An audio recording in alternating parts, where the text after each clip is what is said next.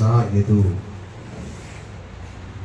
यदु अनुव्रतस्य वंशः सा यदु अनुव्रतस्य वंशः पशुबुद्धिर्विभेदितः अन्य ईश तत अन्य अहम् अन्य ईश तत अन्य अहम् इति भेद गति सता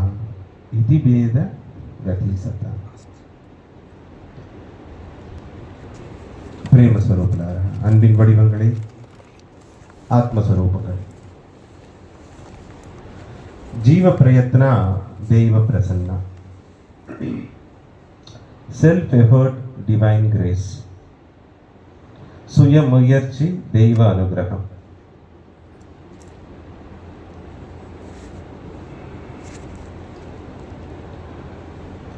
இரண்டாவது நாள்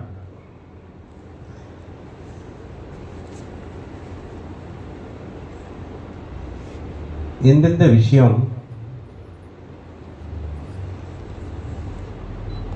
ஜீவ பிரயத்தனத்துக்கு அடிப்படையா இருக்கு, எந்த 4 விஷயம் ஜீவ பிரயத்தனத்துக்கு தூண்களா இருக்கு, எந்த 4 விஷயம் ஜீவ பிரயத்தனத்துக்கு தடங்களா இருக்கு, அது நேத்து நம்ம பார்த்தோம். எந்தெந்த விஷயம்னு சொல்லுவீங்கன்னு நினைச்சேன், கண்டிப்பா சொல்லுவீங்க. கிருபா,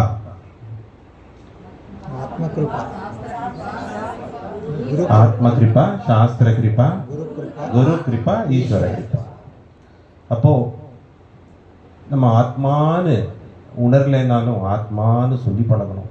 நம்ம ஆத்மாதான் கொஞ்சமாவது ஞாபகம் இருக்கணும். நம்ம ஆத்மாதான் அந்த நினைவு எங்கேயாவது ஓரத்தில் இருக்கணும். அந்த நினைவாற்றல எப்போவுமே அந்த நிலை இல்லைனாலும் நிலையானது அது நிற்காம இருந்தாலும் அந்த அப்பப்போ ஞாபகம் வரும்போது நான் ஆத்மாதான் அப்படின்னு வரும்போதே என்ன ஆகுதுன்னா உற்சாகம் வந்துடுது. நான் ஆத்மானும் போது அந்த ஆத்ம ஞானம் எனக்கு எப்போ கிடைக்கும், அந்த பிரம்ம ஞானம் எனக்கு எப்போ கிடைக்கும், அதுக்கு நான் எப்படி பிரயத்தனம் பண்ணணும், அது எப்படி பிரயத்தனம் பண்ணும்போது தெய்வ அனுகிரகம் கிடைக்கும் அப்படின்னு அந்த உற்சாகம், இங்கிலீஷில் சொன்னோம்னா மோட்டிவேஷன், அது உள்ளேருந்தே இன்டர்னல், அது உள்ளேருந்தே அந்த உள்ளுணர்வு அந்த உற்சாகத்தை கொடுக்கும். அந்த உற்சாகத்தில் தான் எல்லா ஆன்மீக பயிற்சியிலையும் சேவையிலையும் நம்ம ஈடுபடுவோம். இது முதல் படி. ரெண்டாவது சாஸ்திர கிருபா, எல்லா வேதங்களும் வேதாந்தங்களும் உபனிஷத்துகளும் புராணங்களும் எல்லாம் படிக்கணும். படித்து அதன் பிரகாரம் சுகப்பகுப்பாய்வு, அதாவது செல்ஃப் அனாலிசிஸ், சுய கவனிப்பு, அதாவது செல்ஃப் அப்சர்வேஷன். மூணாவது செல்ஃப் ரிஃப்ளெக்ஷன், சுய பிரதிபலிப்பு, எப்படி எல்லாத்தோடையும் நம்ம அணுகிட்டு இருக்கோம்னு பார்க்கணும். இது 3 விஷயம் சாஸ்திரத்துக்கு அதை ஒப்பிட்டு மகான்கள் ஞானிகள் யத் யத் சராதி ஸ்ரேஷ்டா தத் தத் யுவதாரு ஜனா சயத் பிரமாணம் கிருதே லோகஸ்தத் அனுவர்த்ததே. ஸ்ரீமத் பகவத்கீதால கிருஷ்ண பரமாத்மா சொல்றார், இந்த பூலோகமே மகான்கள் ஞானிகள் அவதார புருஷர்கள்லாம் எதுக்கு வரணும்னா அவங்க வாழ்ந்த வாழ்க்கைய, அவங்க அடைஞ்ச அந்த நிலைய, அவங்க செஞ்ச அந்த உன்னதமான காரியத்தை, அவங்க சமுதாயத்தோட எப்படி இருந்தாங்க, எந்த நிலையில இருந்தாங்க, அந்த பிற்காலத்துல அவங்கெல்லாம் உதாரண புருஷர்களா, உத்தமர்களா, புருஷோத்தமர்களா, மரியாதை புருஷோத்தமர்களா அது வாழ்ந்து காட்டும் போது அவங்க உதாரணமா எக்ஸாம்பிளா பிற்காலத்தில் இருக்கக்கூடிய சந்ததிகளுக்கு அது ஒரு அவங்க வாழ்க்கை ஒரு வரலாறாக மட்டும் இல்லை, அவங்களுக்கும் ஒரு வழிகாட்டியாகவும் இருக்கும். இதுதான் அது உணர்த்துது. ஸ்ரேஷ்டா தத்தத் யுவதாரு ஜனம். அப்போ இதுக்கு என்ன அர்த்தம்னா மகான்கள் ஞானிகள் அந்த நிலையை அடையும் போது, அந்த நிலையை எல்லாத்துக்கும் உணர்த்தும் போது எல்லாமே அந்த வழிபாதையில போகணுன்ற அந்த உற்சாகத்தையும் கொடுத்துட்டு போயிடுறாங்க. அப்போ அவங்களோட சுயச்சரித்திரமோ சச்சரித்திரமோ வாழ்க்கை வரலாறோ அவங்கள பற்றி நம்ம படிக்கும் போதோ சாஸ்திரத்தில் அவங்களோட தத்துவ போதனையை சத்திய போதனையை நம்ம கேட்டு உணரும் போதோ அதோட நம்ம இப்போ அந்த பிரயத்தனம் பண்ணிட்டு இருக்கோமே அது எந்த அளவுக்கு இருக்கு அப்படின்ற அந்த சுக பகுப்பாய்வு செல்ஃப் அனாலிசிஸ் நடக்கணும், சுய கவனிப்பு, செல்ஃப் அப்சர்வேஷன் நடக்கணும், எல்லாம் மைண்ட் மனசளவில் நடக்கணும். அதுக்கப்புறம் செல்ஃப் ரிஃப்ளெக்ஷன், சுய பிரதிபலிப்பு நடக்கணும். இது சாஸ்திர கிருப்பா, சாஸ்திரம் மூலியமா அந்த கிருப்பா கிடைக்கும். மூணாவது குரு கிருப்பா. என்னதான் எவ்வளோ சாஸ்திரம் படித்தாலும், எல்லா சாஸ்திரையும் கரைச்சி குடித்தாலும், அனுபவ ஞானம் குருவோட வாக்கியம் மூலியமா அது கிடைக்கும். குருவோட வாக்கியம் தான் உங்க மனசுல நிற்கும். சாஸ்திர ஞானமும் வேணும், ஆனால் இருந்தாலும் குரு அந்த சாஸ்திரத்தை படிச்சு அவரு கொடுக்கக்கூடிய அந்த இன்டர்பிரிட்டேஷன், அவர் கொடுக்கக்கூடிய அந்த அனுபவ அருள்மொழி, ஞான மொழி, அமுத மொழியால உங்களுக்கு அது மனசுல நிலையா பதிவாகும். அது மெமரியில அது நிற்கும். இதனால குரு கிருப்பா ரொம்ப முக்கியமானது. நாலாவது, இந்த 3 கிருப்பா இருந்தாலும் ஈஸ்வர கிருப்பா அனுகிரகம் கிடைச்சிடும்.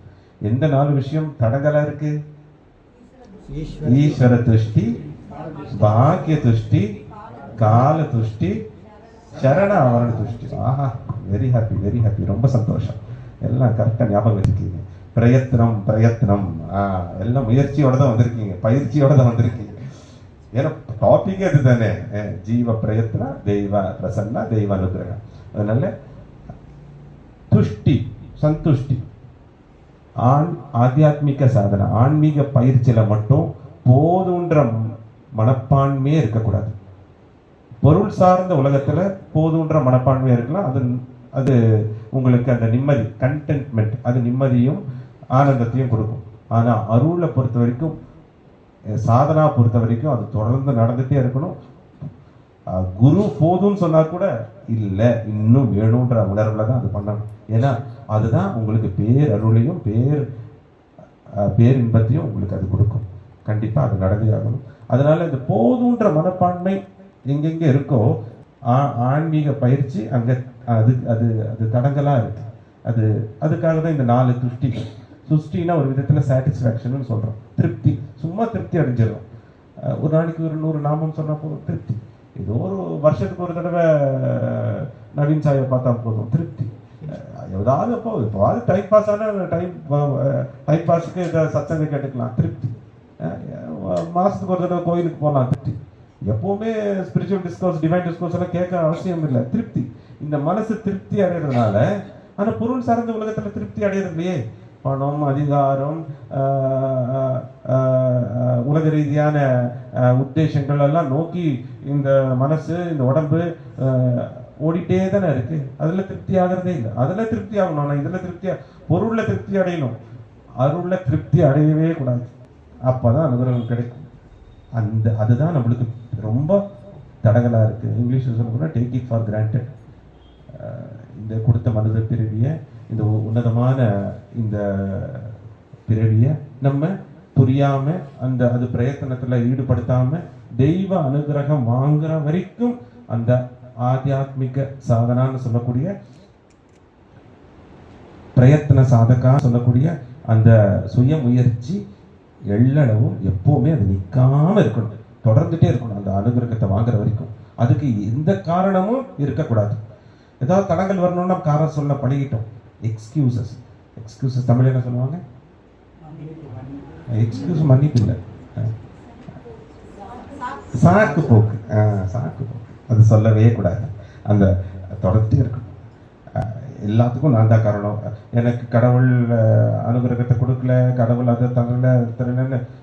கடவுளோட அனுகிரகத்துக்கு என்னோட ஆன்மீக பயிற்சி பத்தலை, கடவுளோட அனுகிரகத்துக்கு என்னோட சேவா பத்தலை, கடவுளை பார்க்குற அளவுக்கு எனக்கு இன்னும் அனுபவம் பத்தலை, என்னோட பக்தி, என்னோட பாவம், என்னோட சாதனா, என்னோட சேவா இன்னும் அதிகரிக்கணும். உள்ள இருந்து அந்த உற்சாகம் இருந்துட்டே இருக்கணும், இந்த மோட்டிவேஷன். சும்மா எல்லாத்தையும் அதுதான் முதல்ல ஈஸ்வர துஷ்டி. கடவுள் எனக்கு அனுகிரகம் கொடுக்கல சொல்லிட்டு பாக்கியம்னா அந்த பாக்கியத்துக்காக காத்துட்டு இருக்கிறது, எனக்கு பாக்கியம் கொடுக்கல, தாழ்வு மனப்பான்மை, இன்ஃபீரியாரிட்டி காம்ப்ளெக்ஸ், அதுவும் இருக்கக்கூடாது. மூணாவது கால துஷ்டி. காலம் வரும்போது எல்லாம் செய்யலாம், வரவே வராது, போன காலம் வரவே வராது. அதுதான் காலம். கடைசி காலம் ஆயிட்டாருன்னு ஒரு நாள் வரும், அதுதான் வரும். அதுவும் காலம் ஆயிட்டாருன்றது சரீரத்துக்கு தான், ஆத்மா கூட இல்லை. அது அந்த சாதனா தொடர்ச்சியா நடந்துகிட்டே இருக்கும். அதனாலதான் கிருஷ்ண பரமாத்மா ரொம்ப தெளிவா சொல்லுது, பிரப்ய புண்ணிய கிருத்தாம் லோகாம் உஷித்வம் சாஸ்வதம் சமீகி சுச்சிதம் ஸ்ரீமதம் கேஹே யோக பிரஷ்ட அபிஜாயதே. நீங்க செஞ்ச பல பல ஜென்மமா செஞ்சக்கூடிய புண்ணியத்தினால தான், அந்த புண்ணிய பலனாதான் உயர்ந்த விஷயத்தை அடையணும்னு இருக்கு. ஆனா முழுமையடையாத ஒரு யோகியா இருக்கீங்க. முழுமையடையாத ஒரு யோகி முழுமையான போகியா இருக்கக்கூடாது. ஆனால் முழுமையான போகியா இருக்கிறதுக்காக தான் நான் என்ன பண்ணியிருக்கேன், உங்களை 2 விதமான இடத்துல பிறக்க வைக்கிறேன். உங்களோட புண்ணிய பலனத்துக்காக. ஒரு பணக்கார வசதி வாய்ப்புள்ள அந்த குடும்பத்திலையும், ஒரு நல்ல பக்தி பண்ணக்கூடிய அந்த பரிவாரத்திலையும் உங்களுக்கு நீங்க தொடர்ச்சியா பண்ண சாதனா, பல பிறவிகளா பண்ண சாதனா, அது கூட பலனாக நான் இது கொடுக்கிறேன். அப்ப என்ன அர்த்தம்? வாட் டஸ் கிருஷ்ணா மீன்?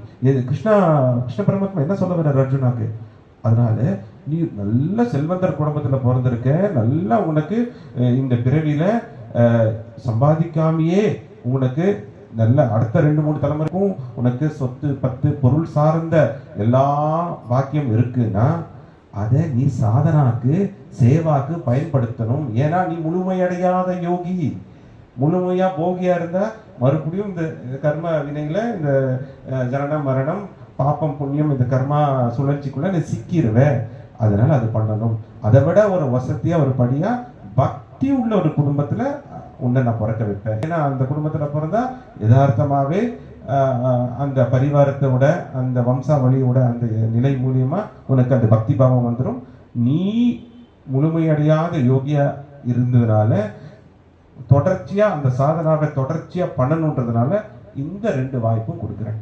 யதார்த்தமா இன்னைக்கு நிறைய பணம் இருக்குன்னு அர்த்தம். இன்னைக்கு எல்லாத்துக்கும் அந்த பாக்கியம் இல்லை. எல்லாமே வாழ்வாதாரத்துக்காக ஏதோ பண்ணிதான் ஆகணும். கர்ம பூமி தான் செயல் செஞ்சாகணும். ஆனா எல்லாம் இருக்கு அப்படின்னா சாதனா நிறைய செய்யலாம். பணத்துக்காக நம்ம கவலைப்பட தேவையில்லை.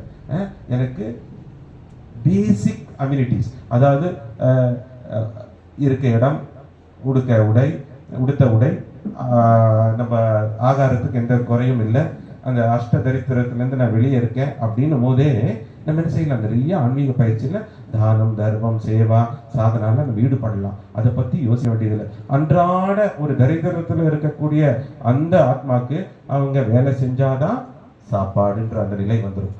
அதனாலதான் இந்த பாக்கியத்தை கொடுத்துருக்கேன். யோகோ பிரஷ்டோ அபிஜாயதே அப்படின்னு கிருஷ்ண பரமாத்மா சொல்றாரு. அப்ப என்ன சொல்றது? தொடர்ச்சி அந்த சாதனை பண்றதுக்காக தான் உனக்கு இந்த வசதி வாய்ப்பை கொடுத்துருக்கேன், இந்த பணக்காசை கொடுத்துருக்கேன், இந்த குடும்பத்துல உன்னை பிறக்க வச்சிருக்கேன்.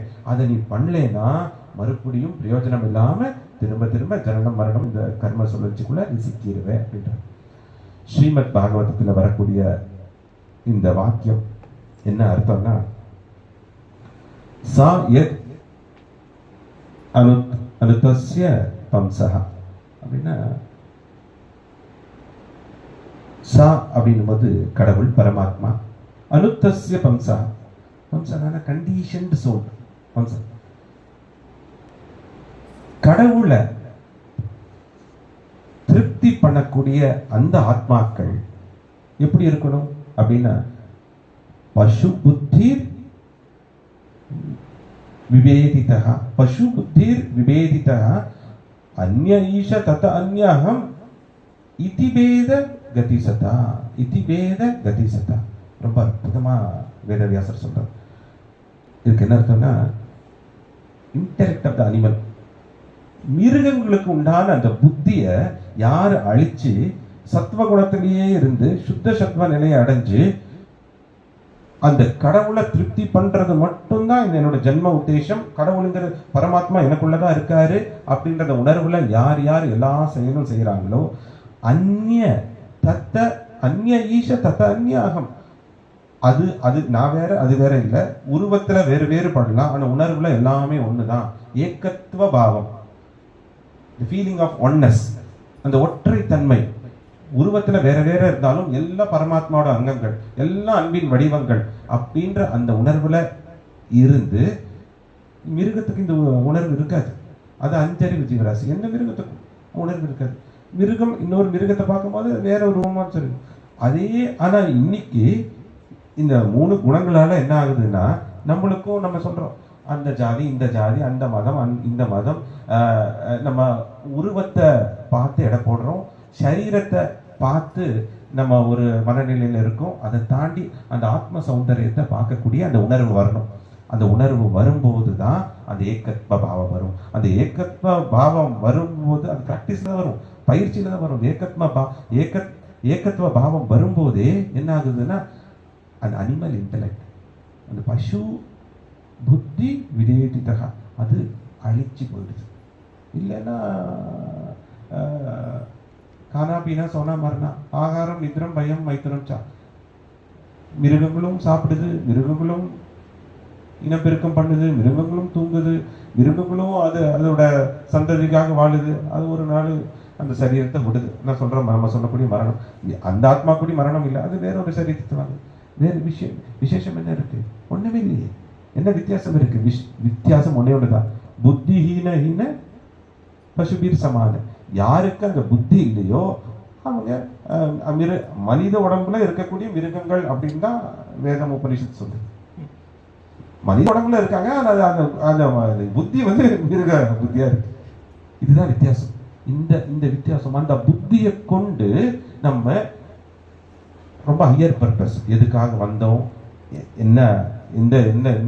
என்னென்ன பண்ணணும், அந்த உயர்ந்த லட்சியத்தை அடையிறதுக்கு இப்படியெல்லாம் ஆன்மீக பயிற்சி பண்ணணும், எல்லா இடத்துலையும் கடவுளை எப்படி பார்க்கணும், அந்த ஏகத்துவ பாவத்தோடு எப்படி இருக்கணும், சர்வாத்ம பாவத்தோடு எல்லாத்தோட எப்படி பழகணும், சர்வாத்மக பாவத்தோட எப்படி நான் ஆனந்தத்தோடு இருக்கணும், இப்படின்னு உயர்ந்த விஷயத்துக்கு ஆசைப்படும் போது, அதுக்குண்டான முயற்சியில ஈடுபடும் போது, அதுவும் நித்திய சாதனை, தொடர்ச்சியாக அது நடக்கணும். அது பண்ணும்போது ஒரு நாள் உள்ள இருந்தே அனுகிரகம் வழங்கப்படும். அனுகிரகம் வேற வெளியில எங்கேயும் இல்லை, வைகுண்டத்துல இல்லை, கைலாசத்துல இல்லை, உங்களுக்குள்ளதான் அனுகிரகமும் இருக்கு, உங்களுக்குள்ளதான் முயற்சியும் இருக்கு, உங்களுக்குள்ளதான் மாயையும் இருக்கு, எல்லாமே உங்களுக்குள்ளதான் இருக்கு. அதுதான் நேற்று நம்ம சொன்ன அனுகிரகங்கிறது வெளியே இல்லை, எங்கேயும் இல்லை. நீங்க உங்க மனசை, உங்க மைண்ட் பியூரிஃபையான மனசு சுத்தமாயிடுச்சு, எண்ணங்கள் சுத்தமாயிடுச்சு அப்படின்னு தெரியும் போதே உள்ள இருந்து அந்த ஞானம் வரும். உள்ள இருந்தே அது வரும். பரமாத்மா உள்ள இருந்தே அது கொடுப்பாரு, அந்த புரிதலை கொடுப்பாரு. அதுக்கு தான் ஒவ்வொரு பிரயத்தனையும் பண்ணணும். அதுக்கு தான் சொல்லியிருக்கு இந்த ஆன்மீக பயிற்சியில் அது தொடர்ச்சியா நடக்கும். இப்போ இன்னைக்கு இங்க வேதவியாசர் சொல்லக்கூடிய பசு புத்தி விதேதிதா அந்நிய ஈஷ தத அந்நிய அகம் இதிவேத கதிசதா. ரொம்ப அற்புதமா சொல்றேன். அது வேற நான் வேறேன்னு இந்த வேறுபாடுல இருக்கும் போதுதான் இந்த வெறுப்பும் வருது, அன்பு குறையுது. எல்லா இடத்துலையும் கடவுளை பார்க்க முடியல, எல்லா இடத்துலையும் கடவுளை பார்க்கக்கூடிய அந்த ஏகத்துவ பாவத்துல, அந்த சர்வாத்ம பாவத்துல இருக்கும்போது என்ன ஆகுதுன்னா இதிவேத கதிசதா, அந்த பேத பாவத்தை தாண்டி அன்பு நிறைவா இருக்கும். கடவுள் எல்லா இடத்துலையும் இருக்காருன்ற அந்த அன்பு நிறைவா இருக்கும் போதே நம்பிக்கையும் இன்னும் மேலோங்கும். நீங்க உயர்ந்த நிலையை அடைகிறதுக்கு அதுவே வழிவகுக்கும். யூ வில் அட்டைன் தட், அது அந்த சித்தியும் கிடைக்கும். அப்போ அந்த நிலையை ஒவ்வொருத்தரும் அடையணும்னா அந்த பயிற்சி, ஆன்மீக பயிற்சி, ஜீவ பிரயத்தனா தொடர்ந்துட்டே இருக்கணும். அந்த அனுக்கிரகம்ங்கிறது இன்னைக்கு ரொம்ப சுலபமான ஒரு வார்த்தையா நிறைய பேருக்கு இருக்கு. By the infinite grace of Bhagavan Sri Sati Sai Baba, by the infinite grace of Lord Krishna. Grace ரொம்ப ரொம்ப டஃபஸ்ட் வேர்ட், சுலபமான வேர்டு தான், ஆனால் அது டஃபஸ்ட், அது அடையிறது பிளெஸ்ஸிங்ஸ்னு சொல்லலாம். பிளெஸ்ஸிங்ஸ் எல்லாத்துக்கும் இருக்கு, ஆனால் கிரேஸை வாங்குறது ரொம்ப கடினம்னு சொல்ல மாட்டேன், அதுவும் சுலபம் தான். எங்கே கடினமாகுதுன்னா உலக ரீதியான வாழ்க்கையில் அது கடினமாக இருக்கு. ஆன்மீக சார்ந்த அந்த சாம்ராஜ்யத்தில் அது ரொம்ப சுலபமாக இருக்கு. சுலபம் என்ன? எல்லா இடத்துலையும் கடவுளை பாருங்க, எல்லா அன்பின் வடிவங்கள், எல்லாமே கடவுள், எல்லாத்துக்குள்ளேயும் கடவுள், அனைத்தும் கடவுளோட அனுமதியோடு தான் நடக்குது அப்படின்ற அந்த வெறும் பேசுறதுல இல்லை, அந்த உணர்வுலேயே இருக்கும்போது அதுதான் கிரேஸ், அதுதான் பிரம்ம ஞானம். பிரம்மவித் பிரம்மைவ பவதி. எல்லா இடத்துலையும் பிரம்மனை பார்க்கறது தான் பிரம்ம ஞானம். அது பிரம்மனை பார்த்து எல்லாமே கடவுள் தான், எல்லாமே நான் தான் அப்படின்ற உணர்வு இருக்கும்போதே அந்த ஏகத்துவ பாவம், அந்த ஒன்னஸ், ஃபீலிங் ஆஃப் ஒன்னஸ் வந்து, ஒன்னஸ் இருக்கும்போது காட்லினஸ் இருக்கு. இதுக்கு தான், இந்த நிலையை அடையிறதுக்கு தான் இவ்வளவு பயிற்சி பண்ணணும். அதுக்கு தான் இப்ப பக்தி பண்ண பண்ண பண்ண பண்ண ஒரு நாள் அந்த நிலை உள்ள இருந்து நம்மளுக்கு காலேன ஆத்மானி விந்ததிங்கிற மாதிரி பரமாத்மா உள்ள இருந்து அந்த அந்த இயங்கும் போது ஒரு நாள் அந்த அனுகிரகத்தை கொடுப்பாரு. அந்த அந்த நாள் வரைக்கும் நம்ம தொடர்ச்சி அந்த சாதனை நடந்துகிட்டே இருக்கணும், அந்த நடந்துகிட்டே இருக்கணும். அதுதான் நேற்று நம்ம பேசணும். எது எது அந்த ஆன்மீக பயிற்சிக்கு ஜீவ பிரயத்தனாக்கு தடங்களா இருக்குன்றதை பற்றி பேசணும். எது எது அது உற்சாகப்படுத்துதுன்றதை பற்றி பேசணும். எது எது ஜீவ பிரயத்னாவை நம்மளை உள்ள இருந்து உற்சாகம் பண்றதுக்கு மட்டும் இல்லை, எந்த நிலையில நம்ம இருக்கோம்னு சொல்றதுக்கு எது எது படிக்கலா இருக்குன்னா எந்த நிலையில நம்ம இருக்கோம். உற்சாகம் பண்றதுக்கு ஈஸ்வர கிருப்பா, சாஸ்திர கிருப்பா, குரு கிருப்பா இதெல்லாம் வேணும்.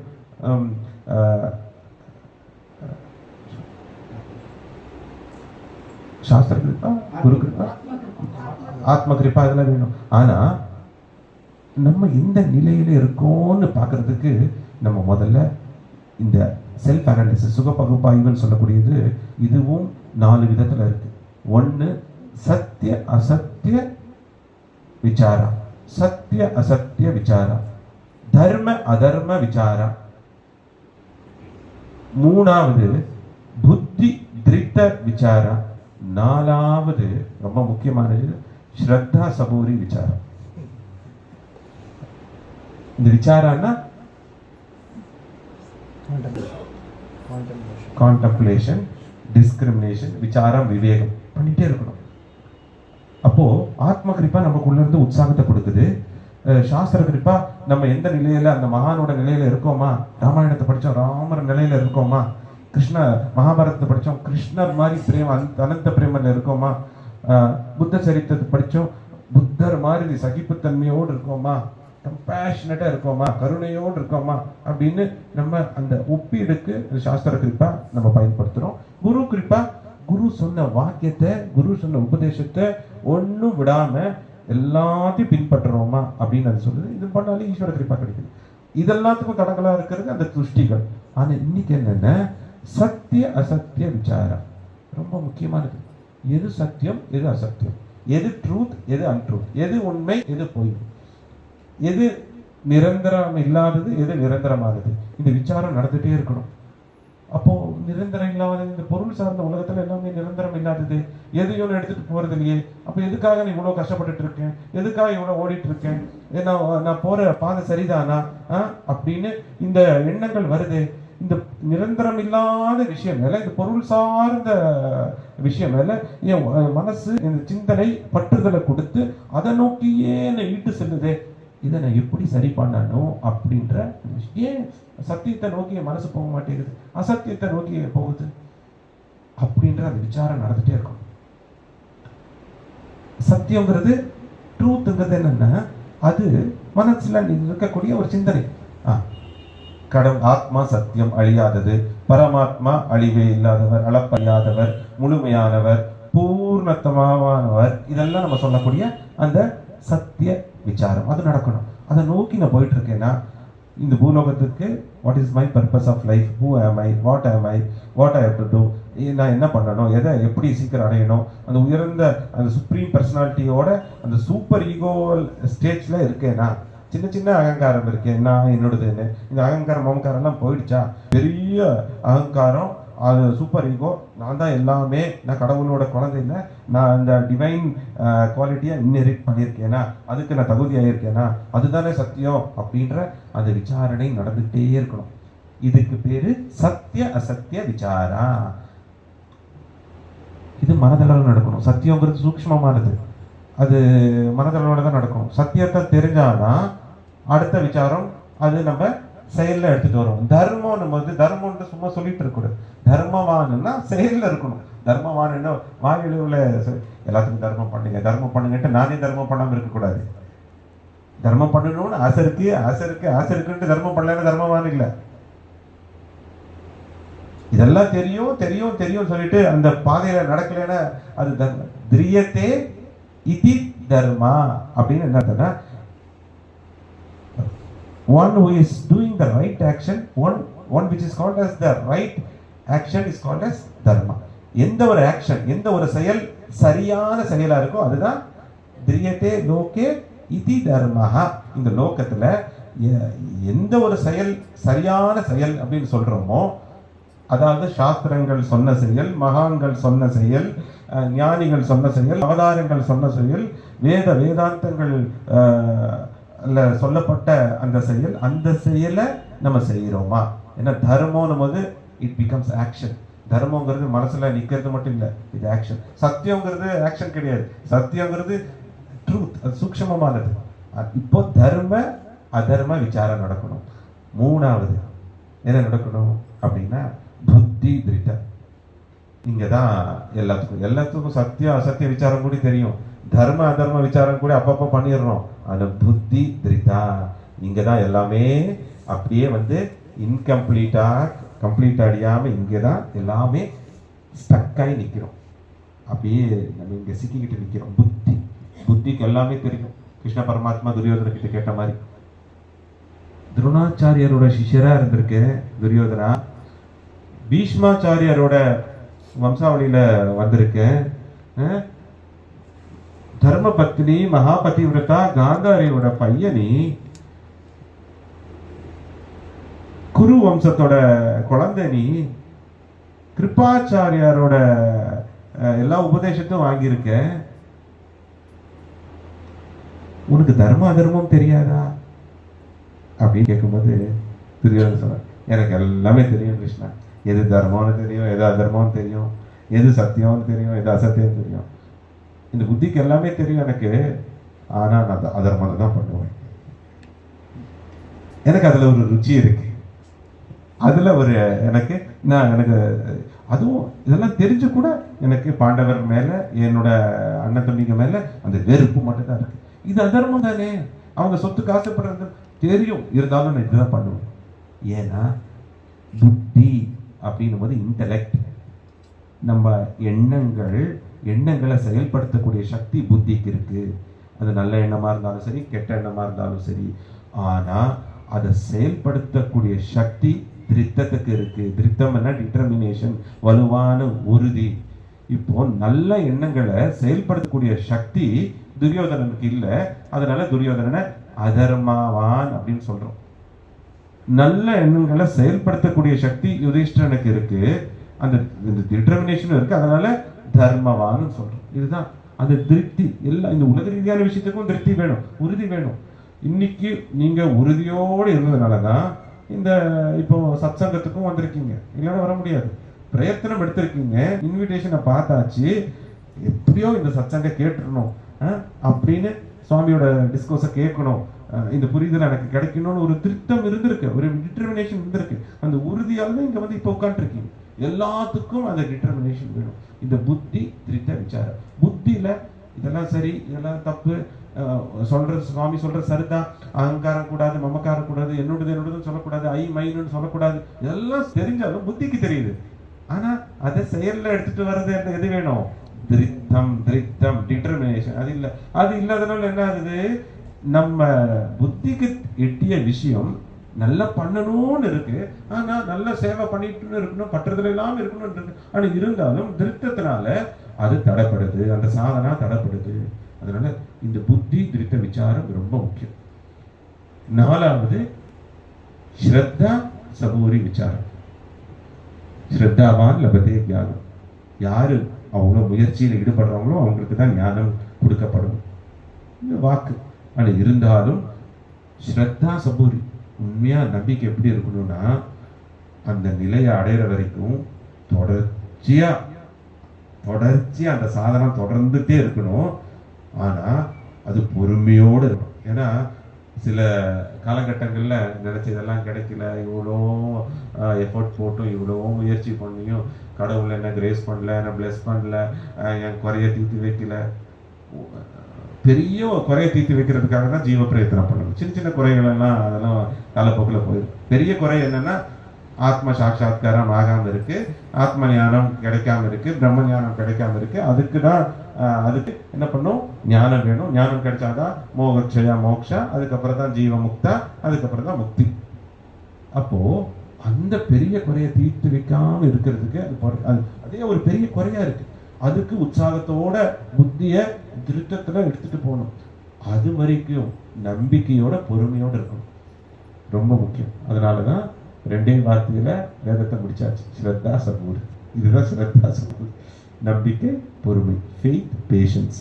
இது ரொம்ப முக்கியம். அந்த நிலை அடைகிற வரைக்கும் உண்மையான பேஷன்ஸ்ங்கிறது என்ன தெரியுமா? எனக்கு கடவுள் ஒரு நாள் அனுகிரகத்தை கொடுப்பார், உள்ள இருந்து அனுகிரகத்தை கொடுப்பார், அந்த கிரேஸை கொடுப்பார், எனக்கு மோட்சத்தை கொடுப்பார், எனக்கு முக்தியை கொடுப்பார், உயர்ந்த விஷயத்தை கொடுப்பார் அப்படின்னு தொடர்ச்சியா நம்பிக்கையோட பொறுமையோட இருக்கும்போது, உலக ரீதியான பிரார்த்தனைக்கு, பௌத்திக பிரார்த்தனைக்கு அது காத்துட்டு இருக்கணும். கண்டிப்பா எனக்கு விவாகம் பாக்கியம் கொடுப்பார், எனக்கு புத்திர பாக்கியத்தை கொடுப்பார், எனக்கு ஐஸ்வர்யத்தை கொடுப்பார். நிரந்தரம் இல்லாத விஷயத்துக்கே அவ்வளோ பொறுமை வேணும். நிரந்தரமான விஷயமான, உயர்ந்த விஷயமான அந்த மோட்சத்துக்கு, அந்த ஆத்ம ஞானம், பிரம்ம ஞானத்துக்கு எவ்வளோ பொறுமை வேணும், அவ்வளோ விஷயம் வேணும். அதுதான் ஸ்ரத்தா சபூரி விசாரான்னு சொல்றோம். அப்போ இதெல்லாம், இந்த விசாரம் நடக்கணும். இப்போ உங்களுக்குள்ளேயே அது நடக்கணும். நான் அன்றாட ஒவ்வொரு நாளும் நான் சத்தியத்தை நோக்கி போயிட்டு இருக்கேனா, எல்லா இடத்துலையும் கடவுளை பார்க்குறேன்னா, நான் எதையும் செய்பவன் இல்லை, நான் எதையும் அனுபவிப்பவன் இல்லை, I'm not the doer, I'm not the என்ஜாயர்ங்கிற உணர்வில் எல்லாத்தையும் பண்ணிட்டு இருக்கேன்னா, நைஷ்காமிய கர்ம யோகியா நான் எல்லா செயலற்ற தன்மையில எல்லா செயலும் பண்ணிட்டு இருக்கேன்னா, எல்லாத்தையும் சமர்ப்பணம் பண்ணிட்டு இருக்கேன்னா, கடவுளோட நினைப்பிலேயே இருக்கேனா, இணைப்பிலே இருக்கேனா. கடவுளோட இணைப்பிலே இருந்தாலே அதுவே பெரிய சாதனை. அது ஒரு நாள் அந்த நினைப்பை நிலையா வைக்கிற மாதிரி அது அந்த அனுகிரகத்தை கொடுக்கும். அனுகிரகமே என்னன்னா கடவுளோட நினைப்பிலேயே இணைப்பிலேயே இருக்கிறது. அப்பப்போ மறந்துடுறோம், அப்பப்போ அந்த கனெக்ஷன்லேருந்து, அந்த இணைப்புலேருந்து விடுபட்டுறோம். அப்பப்போ மாயையில தான் பிரதானமாக சிக்கிக்கிட்டு இருக்கோம். அப்பப்போன்னு சொல்ல முடியாது. அதனால துக்கம் வருது, வேதனை வருது, சோதனை வருது. மனநிலையை திருடம் பண்ணி அந்த நிலையில் இருக்கும்போது அந்த புத்தி திருத்தம் வேணும். இதை நான் வந்து ப்ராக்டிஸில் பண்ணணும். எவ்வளோ பேசிட்டு, எவ்வளோ விஷயம் கேட்டுட்டு, எல்லாம் தெரிஞ்சுக்கிட்டு, தியரிட்டிக்கலாகவே இருந்துட்டு ப்ராக்டிக்கலாக இல்லைன்னா கண்டிப்பாக பிரயத்னம் முழுமையடையாது. அனுகிரகம் கொடுக்க முடியாது. அப்படி சொல்லலாம், கொடுக்க முடியாது. ஏன்னா அதுக்கு நீங்கள் தயாராகலேன்னு அர்த்தம். அதுதான் சக்தி. அப்போது அந்த என் மனசு பவித்திரமாகும் போது, அந்த முயற்சிகளை பார்த்து தெய்வம் பிரசன்னமாகும் போது தெய்வ அனுகிரகம் வழங்கப்படும். இந்த 4 விசாரம் ரொம்ப முக்கியமானது.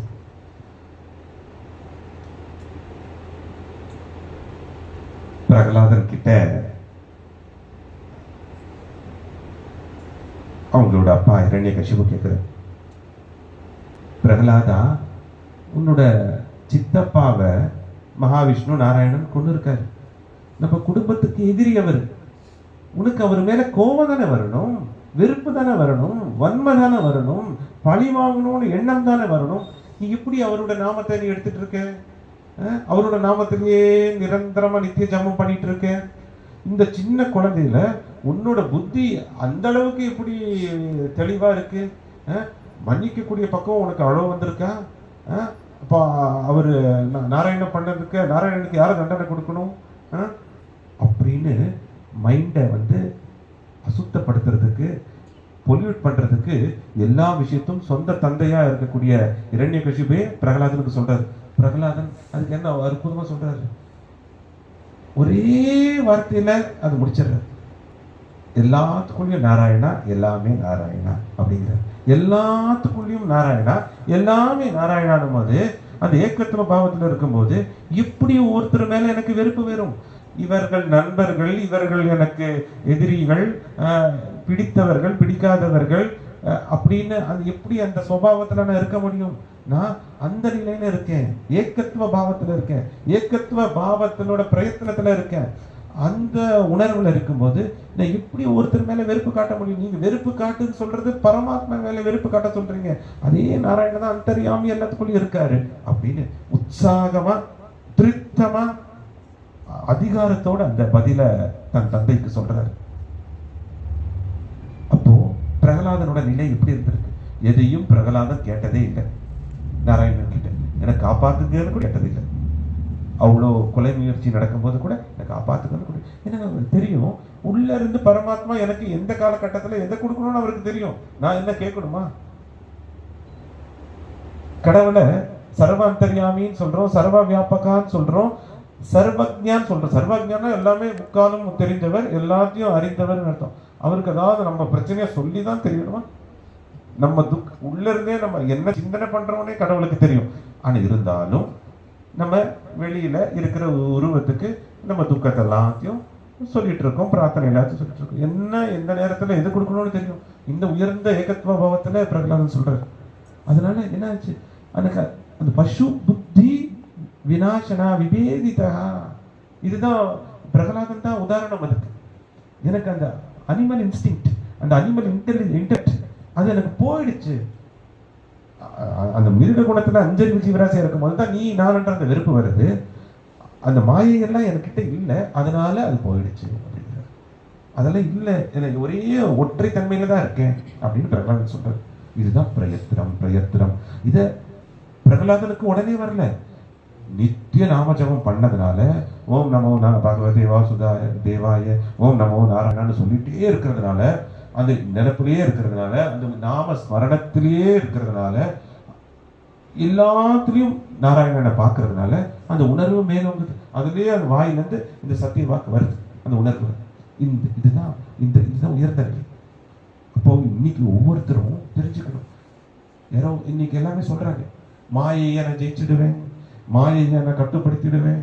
நிறைய மகான்களுக்கெல்லாம் இன்னைக்கு நான் சத்சங்கம் கொடுக்குறேன். மாயை யாரும் கட்டுப்படுத்த முடியாது, மாயை யாரும் ஜெயிக்க முடியும். மாயையை யாராவது ஜெயிச்சிட்டாங்கன்னா கடவுளையும் ஜெயிச்ச மாதிரி. Nobody can defeat Maya, nobody can conquer Maya. It is impossible. அது முடியவே முடியாது. ஏன்னா மாயைங்கிறது கடவுளோட அங்கம், கடவுளோட சக்தி. அந்த மாயை தான் நிரந்தரமான விஷயத்தை நம்மளுக்கு உணர்த்தாம நிரந்தரமா தடங்களா இருக்கு. அந்த மாயையங்கிற திரை விலகணும்னா நிரந்தரமா அந்த மாயா பத்தியோட சரணாகதி அடையணும். இப்போ 3 விஷயம் தான் எல்லாமே. மாயா தீனன், மாயா தீத்தன், மாயா பதி. மாயா பதிங்கும் போது பரபிரம்மா, சாட்சாத் பரமாத்மா. மாயா தீனன்னா ஐயோ எனக்கு அகங்காரம் இருக்குங்க, எனக்கு கோபம் வருதுங்க, எனக்கு பற்றுதல் இருக்குங்க, என்னோட குடும்பம்னு நான் எல்லாம் இருக்குங்க அப்படின்னா மாயா தீனன், மாயத்துக்குள்ள இருக்கீங்கன்னு, மாயையில வசப்பட்டிருக்கீங்கன்னு அர்த்தம். மாயா தீர்த்தனா இந்த அகங்காரம் மமக்காரம் நான் என்னோடதெல்லாம் இல்லாம ஆயிடுச்சுன்னா மாயா தீத்தன், மாயத்தை கடந்துட்டீங்கன்னு அர்த்தம். மாயா தீத்தன் ஆகணும்னா மாயா பத்தியால தான் முடியும். மாயா தீனன் ஆயிருக்கோம்னா மாயா பத்தியால தான் நடக்குது. இதுதான் சத்தியம். அப்ப மாயா பத்தி அதிபத்தின்னு சொல்றோம். இந்த லோகத்துக்கு அதிபதி, இந்த ராஜ்யத்துக்கு அதிபதி போது இந்த ராஜ்யத்துக்கு ஒரு ராஜா இருக்காரு அதிபதி, இந்த தேசத்துக்கு ஒரு ராஜா இருக்கிற அதிபதி. இந்த மாயாவை உருவாக்கி இருக்காரு. அந்த மாயை 3 குணங்களால நிரப்பப்பட்டிருக்கு, அது நீக்கமர நிறைஞ்சிருக்கு. அதுக்கு அதிபதியா மாயா பத்தி இருக்காரு, பரமாத்மா இருக்காரு. அவரோட அங்கமா தான் மாயா இருக்கு. இப்ப சொன்னா மாயா பத்தியோட அனுகிரகத்தினாலதான் மாயா அந்த ஆத்மாவிலிருந்து விடுபடும். அப்போ மாயா தீனனா இருந்த அந்த ஆத்மா மாயா தீத்தனா மாறும். மாயா தீத்தனா மாயையை கடந்தவர்கள் அப்படின்னு அந்த நிலை கிடைக்கும். அப்ப அந்த மாயா தீத்தனா இருக்கும் போதே மோட்சம் கிடைக்கும், ஆத்ம ஞானம் கிடைக்கும், பிரம்ம ஞானம் கிடைக்கும், ஜீவ முக்த நிலையில இருக்கலாம். கடைசியில முக்தியும் நிச்சயம். அந்த நிலை. அப்போ இந்த அசத்திய சத்திய விசாரா, தர்ம அதர்ம விசாரா, புத்தி துரித விசாரா, ஸ்ரத்தா சபூரி விசாரா, இதெல்லாமே மாயா தீத்தனாகிறதுக்கு தான். மாயா தீனனுக்கு இதெல்லாம் தேவையில்லை. ஏன்னா இதெல்லாம் விசாரம் பண்ணிட்டு இருக்கோம்னாலே அப்படின்னு என்ன அர்த்தம், மாயா தீனனாக இருக்கோம்னு அர்த்தம். இதெல்லாம் இந்த 4 விசாரங்கள் தேவையில்லைன்னா மாயா தீத்தன் ஆயிட்டோம்னு அர்த்தம். அப்ப மாயா தீத்தன் என்ன அர்த்தம்? மாயா தீத்தன் எதனால வருது? இதுக்கெல்லாம் விசாரணை படம் பண்ணும் போதுதான், இதுக்கெல்லாம் முயற்சியை போடும் போதுதான், அதுக்குண்டான பயிற்சியில ஈடுபடும் போதுதான் மாயா பத்தி மாயாவை அங்கிருந்து அந்த அந்த ஆத்மா கிட்ட இருந்து விலக்கி அவங்கள மாயையை கடந்து வர வைக்க எல்லா உதவியும் பண்ணுவாரு. அதுதான் கிரேஸ். கிரேஸ் கிரேஸ் மாயாதீத்தன் தான் கிரேஸ், வேற ஒன்றும் இல்லை. மாயாதீத்தன் தான் கிரேஸ். அப்போ அதுக்கு என்ன பண்ணணும்? கிருஷ்ண பரமாத்மா சொல்ற மாதிரி தெய்வீஷ குணமயி மம மாயா துரத்யாயா அப்படின்னு. ஓ அர்ஜுனா கேட்டுக்கோ, தெய்வீஷ குணமயி. இந்த உலகம் 3 குணத்தினால, நான் உருவாக்குன மாய சக்தியால 3 குணத்தினால, ரஜஸ் சத்வ தமஸ், இந்த 3 குணத்தினால நிரம்பி இருக்கு. இதை கடக்கிறது ரொம்ப என்னோட மாயாங்கிறது. மம மாயா, என்னோட மாயாவை கடக்கிறது, கிராஸ் ஓவர், அதை கடக்கிறது, அதை கடந்து வர்றது ரொம்ப கடினம். துரத்தியாய, அப்படின்றது. அதே சமயத்துல என்ன சொல்றது, மமேவ ஏ பிரபத்தியதே மயி இத்தம் தரந்திதே.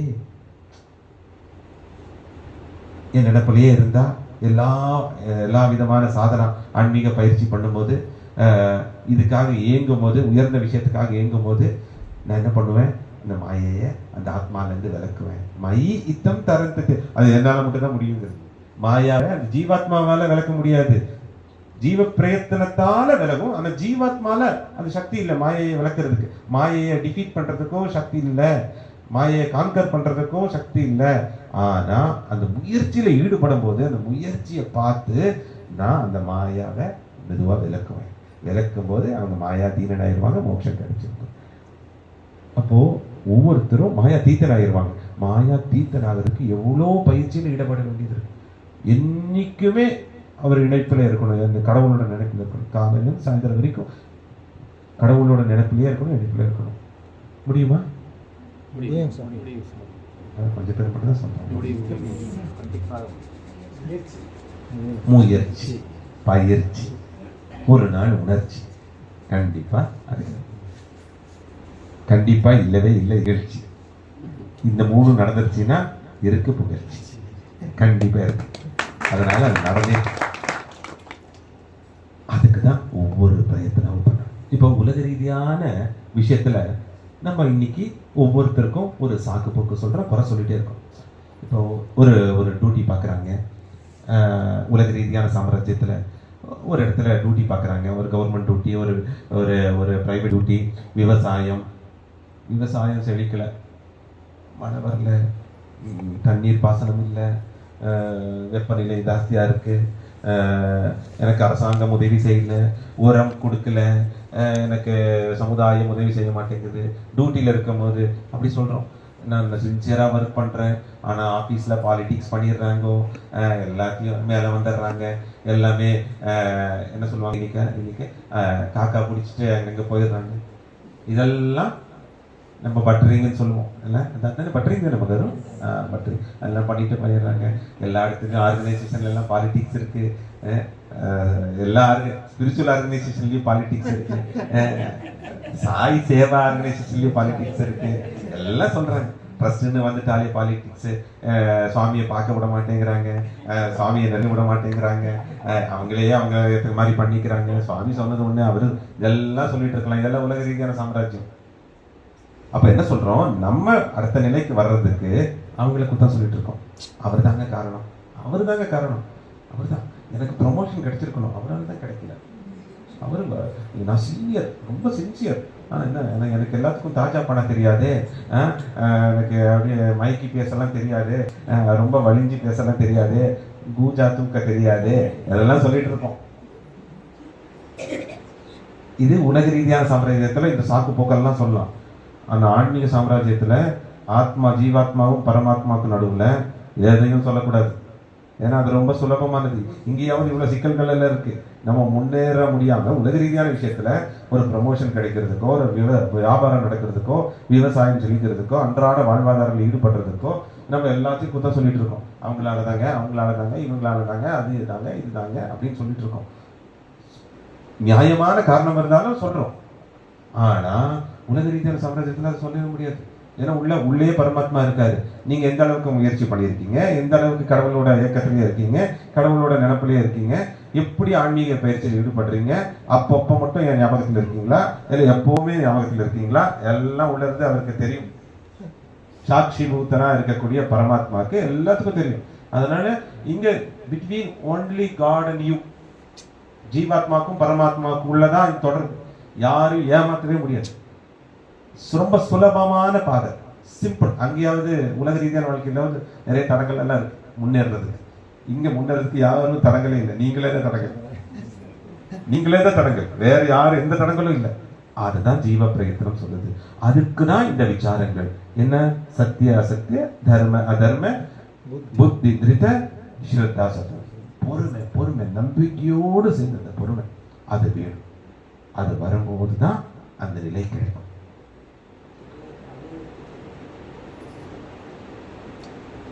இந்த நிலைய பின்னிக்கு யதார்த்தமா எல்லாமே சொல்றது என்ன, எனக்கு கடவுளோட அனுகிரகம் கிடைக்கல, கடவுளோட அனுகிரகத்துக்கு நான் தயாராகலை, கடவுளோட அனுகிரகத்துக்கு நான் இன்னும் தகுதி அடையலை, கடவுளோட அனுகிரகத்துக்கு நான் இன்னும் பாடுபடலை, அந்த நிலையை அடையலை, கடவுளோட அனுகிரகத்துக்கு இன்னும் நான் பயிற்சி பண்ணணும், முயற்சியில் ஈடுபடணும் அப்படின்னு இன்னைக்கு நம்மளையே நம்ம சொல்றோமோ அதுதான் உண்மையான ஜீவ பிரயத்தனம். இல்லைன்னா துஷ்டிகரன் தான். அது ஏதோ ஒரு சாக்கு போக்கு சொல்லிட்டு அது அந்த ஜென்மங்களும் தொடர்ந்துட்டு இருக்கும், அந்த மோட்சமும் கிடைக்கும். ரொம்ப ஒரு ருச்சியா ஒரு சின்ன கதை இருக்கு. திரௌபதியோட சுயம்பரம் நடக்குது. திரௌபதிக்கு கிருஷ்ண பரமாத்மா முன்னாடியே சொல்லிடுறாரு, நீ அர்ஜுனனை தான் கல்யாணம் பண்ண போற, அர்ஜுனனால தான் இந்த பந்தயத்துல ஜெயிக்க முடியும், வில் வித்தை அப்படின்னு. ஆனா ஒன்னு சொல்ல மறந்துறாரு, அர்ஜுனனுக்கு நிகரான அந்த வில் வித்தையை இந்த பந்தயத்துல ஜெயிக்கக்கூடிய அந்த திறன் கர்ணனுக்கும் இருக்குன்னு சொல்ல மறந்துறாரு. அதுதான் திரௌபதிக்கு டெஸ்ட் அது கிடைச்சிருது. இந்த மாதிரி நிலையில இருக்கும்போது இந்த சுயம்பரம் ஆரம்பிக்குது. அர்ஜுனன் வர்றதுக்கு முன்னாடியே கர்ணன் வந்துடுறாரு. கர்ணன் அந்த இடத்துல திரௌபதியால கொஞ்சம் மனசு உடைச்சி புண்படுத்தப்படுறாரு. கர்ணன் போட்டியிலேருந்து விலகிடுறாரு. ஜாதி அதை வச்சு அங்கேயும் சின்ன விஷயம் மனசை புண்படுத்துற மாதிரி நடக்குது. அது இருந்தாலும் ஏன்னா கிருஷ்ணன் சொன்ன வாக்கு திரௌபதி அர்ஜுனன் தான் கல்யாணம் பண்ணுவார், அதுதான் நடக்க போகுது. அப்போ அதுக்கேற்ற மாதிரியே சில விஷயங்கள்லாம் அமைப்புல நடந்துட்டு இருக்கும் போது, ஆனா பந்தயம் ரொம்ப கடினமான பந்தயம். கீழே இருக்கிற அந்த நீர்நிலையை பார்த்து மேல இருக்கிற ஓடிட்டு இருக்கிற அந்த மீனை நம்ம அந்த அம்பால அந்த மீனோட கண்ணை நம்ம அந்த அம்பு போய் சேரணும், அது அடையணும். இந்த மாதிரி ஒரு தனுர் வித்தையை, இந்த வில் வித்தையை அர்ஜுனனாலும் கர்ணனாலும் தான் முடியும். அந்த அர்ஜுனன் சன்னியாசி உடையில இருக்காரு, வனவாசத்துல இருக்காரு. அப்போ அந்த இருக்கும்போது கிருஷ்ண பரமாத்மா தெரியுது அது அர்ஜுனன் தான் அப்படின்னு. அர்ஜுனனை கூப்பிடுறாரு. அர்ஜுனனுக்கு தெரிஞ்சு போச்சு இது கிருஷ்ணனால தான் என்ன கரெக்டா எந்த மாதிரி இடத்துல இருந்தாலும் கிருஷ்ணனால தான் கண்டுபிடிக்க முடியும் அப்படின்னு. அப்ப கூப்பிட்டு ஒரு விஷயத்த சொல்றாரு, அர்ஜுனா, இந்த வில் வித்தை உனக்காகவே அமைக்கப்பட்டது. இந்த திரௌபதியோட சுயம்பரமும் அதுக்காக தான். நீ கண்டிப்பா திரௌபதியை கைப்பிடிக்கணும், அதுதான் உன் விதி, இதுதான் என்னோட வாக்கு கூட. நீ கண்டிப்பா இதுல ஜெயிப்ப. நீ உனக்கு அந்த சக்தி இருக்கு, உனக்கு அந்த திறமை இருக்கு, உனக்கு துரோணாச்சாரியார்கிட்ட அந்த தனுர் வித்தை, அந்த வில் வித்தை கலை உனக்கு முழுமையா இருக்கு, உன்னால இதை ஜெயிக்க முடியும்னு. அப்போ யதார்த்தமா அர்ஜுன் கொடுக்குறது, எனக்கு தெரிஞ்சு போச்சு, கண்டிப்பா இது உங்களோட திருவிளையாடல் தான், நான் கண்டிப்பா ஜெயிக்கிறேன், எல்லாமே நான் பண்ணிட்டா நீங்க என்ன பண்ணுவீங்க அப்படின்னு கிருஷ்ண பரமாத்மா கேட்கிறேன். எல்லாமே நான் பண்றேன், அதுதான் தெரியுது. இப்போ அர்ஜுனனுக்கு கொஞ்சம் அகங்காரம் வந்துருச்சு. நான் வில் வித்தையில வில்லுக்கு விஜயன், நான் வில் வித்தையில எனக்கு அவ்வளவு திறன் இருக்கு, துரோணாச்சாரியரோட சிஷ்யன், எல்லாத்தையும் அசைவ வச்சே நான் அந்த வில் வித்தையில ரொம்ப உயர்ந்தவன் அப்படின்ற அந்த அகங்காரத்தில் இருக்கும்போது நீங்க என்ன பண்ணுவீங்க, எனக்கு உதவுங்க, சும்மா இதை பண்ணிடுவேன்ற அந்த நம்பிக்கைலாம் இருக்கு, அகங்காரம் இருக்கு, ஓவர் கான்ஃபிடன்ஸ் சொல்லுவாங்க, அதெல்லாம் இருக்கு. ஆனால் இருந்தாலும் இப்போ கிருஷ்ண பரமாத்மாவை கேட்குறாரு, நீங்க என்ன பண்ணுவீங்க அப்படின் போது அவர் சொல்றாரு, இந்த கீழே இருக்கிற தண்ணீர் நீ என்ன பிரார்த்தனை பண்ணிட்டு என்னோட நினைப்புல நீ இந்த போட்டியில கலந்துக்கும் போது நீங்க இந்த கீழே இந்த இருக்கிற தண்ணிய பார்த்துதான், இங்க இருக்கிற இந்த பின்பத்தை பார்த்துதான் நீ மேல அன்பு விடணும். அந்த தண்ணி எப்பவுமே நிலையா இருக்குமா, அது கொஞ்சம் அசைவுலயே இருக்கும், கொஞ்சம் சஞ்சலமா இருக்கும், கொஞ்சம் அசைவுலயே இருக்கும். அதை நிலையா சஞ்சலம் இல்லாம பார்த்துக்கிறது என்னோட வேலை அப்படிங்கிறாரு கிருஷ்ண பரமாத்மா. அது என்னோட வேலை. ஏன்னா உன் குறி தப்பக்கூடாது, உன் குறி தப்பக்கூடாது, நீ இந்த போட்டியில ஜெயிக்கணும், திரௌபதியை நீ கல்யாணம் பண்ணணும், அதை நான் பார்த்துக்கிறேன். இது மாதிரி தான் அனுகிரகம் கூட. இன்னைக்கு நம்ம முயற்சி பண்ண பண்ண பண்ண அந்த முயற்சிக்கும் எந்த முட்டுக்கட்டையும் வராம பரமாத்மா பார்த்துப்பாரு. ஏன்னா நம்ம பண்ணக்கூடிய முயற்சி பரமாத்மாவை அடையக்கூடிய முயற்சி, பரமாத்மாவை உணரக்கூடிய முயற்சி, உயர்ந்த சத்தியத்தை உணரக்கூடிய முயற்சி. இதுக்கு இப்படி பரமாத்மா ஒரு விதத்துல பரமாத்மாவோட அங்கவா இருக்கக்கூடிய மாயை ஒரு முட்டுக்கட்டையாகவும் தடங்களாகவும் இருந்தாலும் அதையும் விளக்குறதுக்கு உதவி பண்றதுக்கு எல்லா விதமான உபகரணங்களையும் அமைப்பையும் ஏற்படுத்தி கொடுப்பாரு. ஆனா அந்த முயற்சியில ஈடுபடுறோமான்னு பார்ப்பாரு. அதுதான் முக்கியம். அந்த முயற்சியிலும் பயிற்சியிலும் தொடர்ச்சியா அந்த ஈடுபாடு இருக்கா, அந்த உணர்வு இருக்கா, அந்த உத்வேகம் இருக்கா, அந்த உற்சாகம் இருக்கா, அதை பார்ப்பாரு. இது ரொம்ப முக்கியம். இன்னைக்கு அந்த தொடர்ச்சியில தான் பண்ணணும். இன்னைக்கு இன்னும் சொல்ல போனோம்னா அவதாரத்துக்கு கூட அந்த பிரயத்தனம் இருந்துகிட்டே இருக்கு.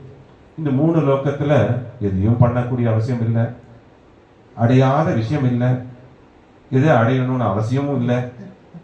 ஆனா இருந்தாலும் மனுஷ ரூபத்துல வந்து என்ன பண்ணணும், எல்லாத்தையும் உற்சாகம் பண்ண, இந்த விஷயத்தெல்லாம் உணர்த்தி உதாரண புருஷனா இருந்து உங்களையும் மேல்நிலைக்கு எடுத்துட்டு போக அவதார உத்தேசம், அவதார சந்தேசம்.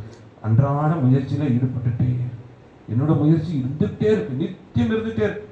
எத்தனை உடலை மாத்தினாலும் இது ஒவ்வொருத்தரும் உயர்ந்த நிலையை அடையிற வரைக்கும் திரும்ப திரும்ப நான் வந்துட்டே இருப்பேன். இதுதான் என்னோட முயற்சி, என்னோட பிரயத்தனம் கூட. இது ஜீவ பிரயத்தனம் கிடையாது, பரம பிரயத்தனம், பரமாத்மாவோட பிரயத்தனம். அப்போ பரமாத்மாவே இந்த பிரயத்தனம் ஜீவ பிரயத்தனால தாசி பண்றதுக்கு வரும்போது ஒவ்வொரு ஜீவாத்மாவும் எந்த அளவுக்கு பிரயத்தனம் பண்ணணும். అవతారించెట్టు ఎలుకలు అర్థమేమి? అవతారించెట్టు ఎలుకలు అర్థమేమి? జనులేపే ప్రీతి వాత్సల్య పరతోడ వారి స్థాయికి దైవంబు వెచ్చి భూమికి జీవ ప్రజ్ఞతో బాటుగా దైవ ప్రజ్ఞ.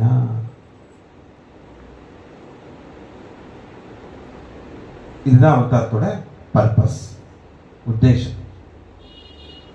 அவதாரிச்சுட்டு எழுத்துலோ அர்த்தமேமி? அவதாரம் இங்க வரணும்னு என்ன அவசியம் இருக்கு? அதுக்கு அர்த்தம் என்ன? எல்லா இடத்துக்கும் கடவுள் இருக்கார், எல்லாத்துக்குள்ளும் நீக்கமர நிறைஞ்சிருக்கார், எல்லா இடத்துக்கும் நீக்கமர நிறைஞ்சிருக்கார், ஒவ்வொருத்துக்குள்ளயும் பரமாத்மா இருக்கார். அதே பரமாத்மா ஒரு உருவத்துல மேலிருந்து கீழே எதுக்கு வரணும்? அவதாரணம் இ அவதாரமும். அந்த டிசென்ஷன் மேலிருந்து கீழே வரணும் அவசியம் என்ன? எதான் எல்லாம் பெர்ஃபெக்டா நடந்துட்டு இருக்கு.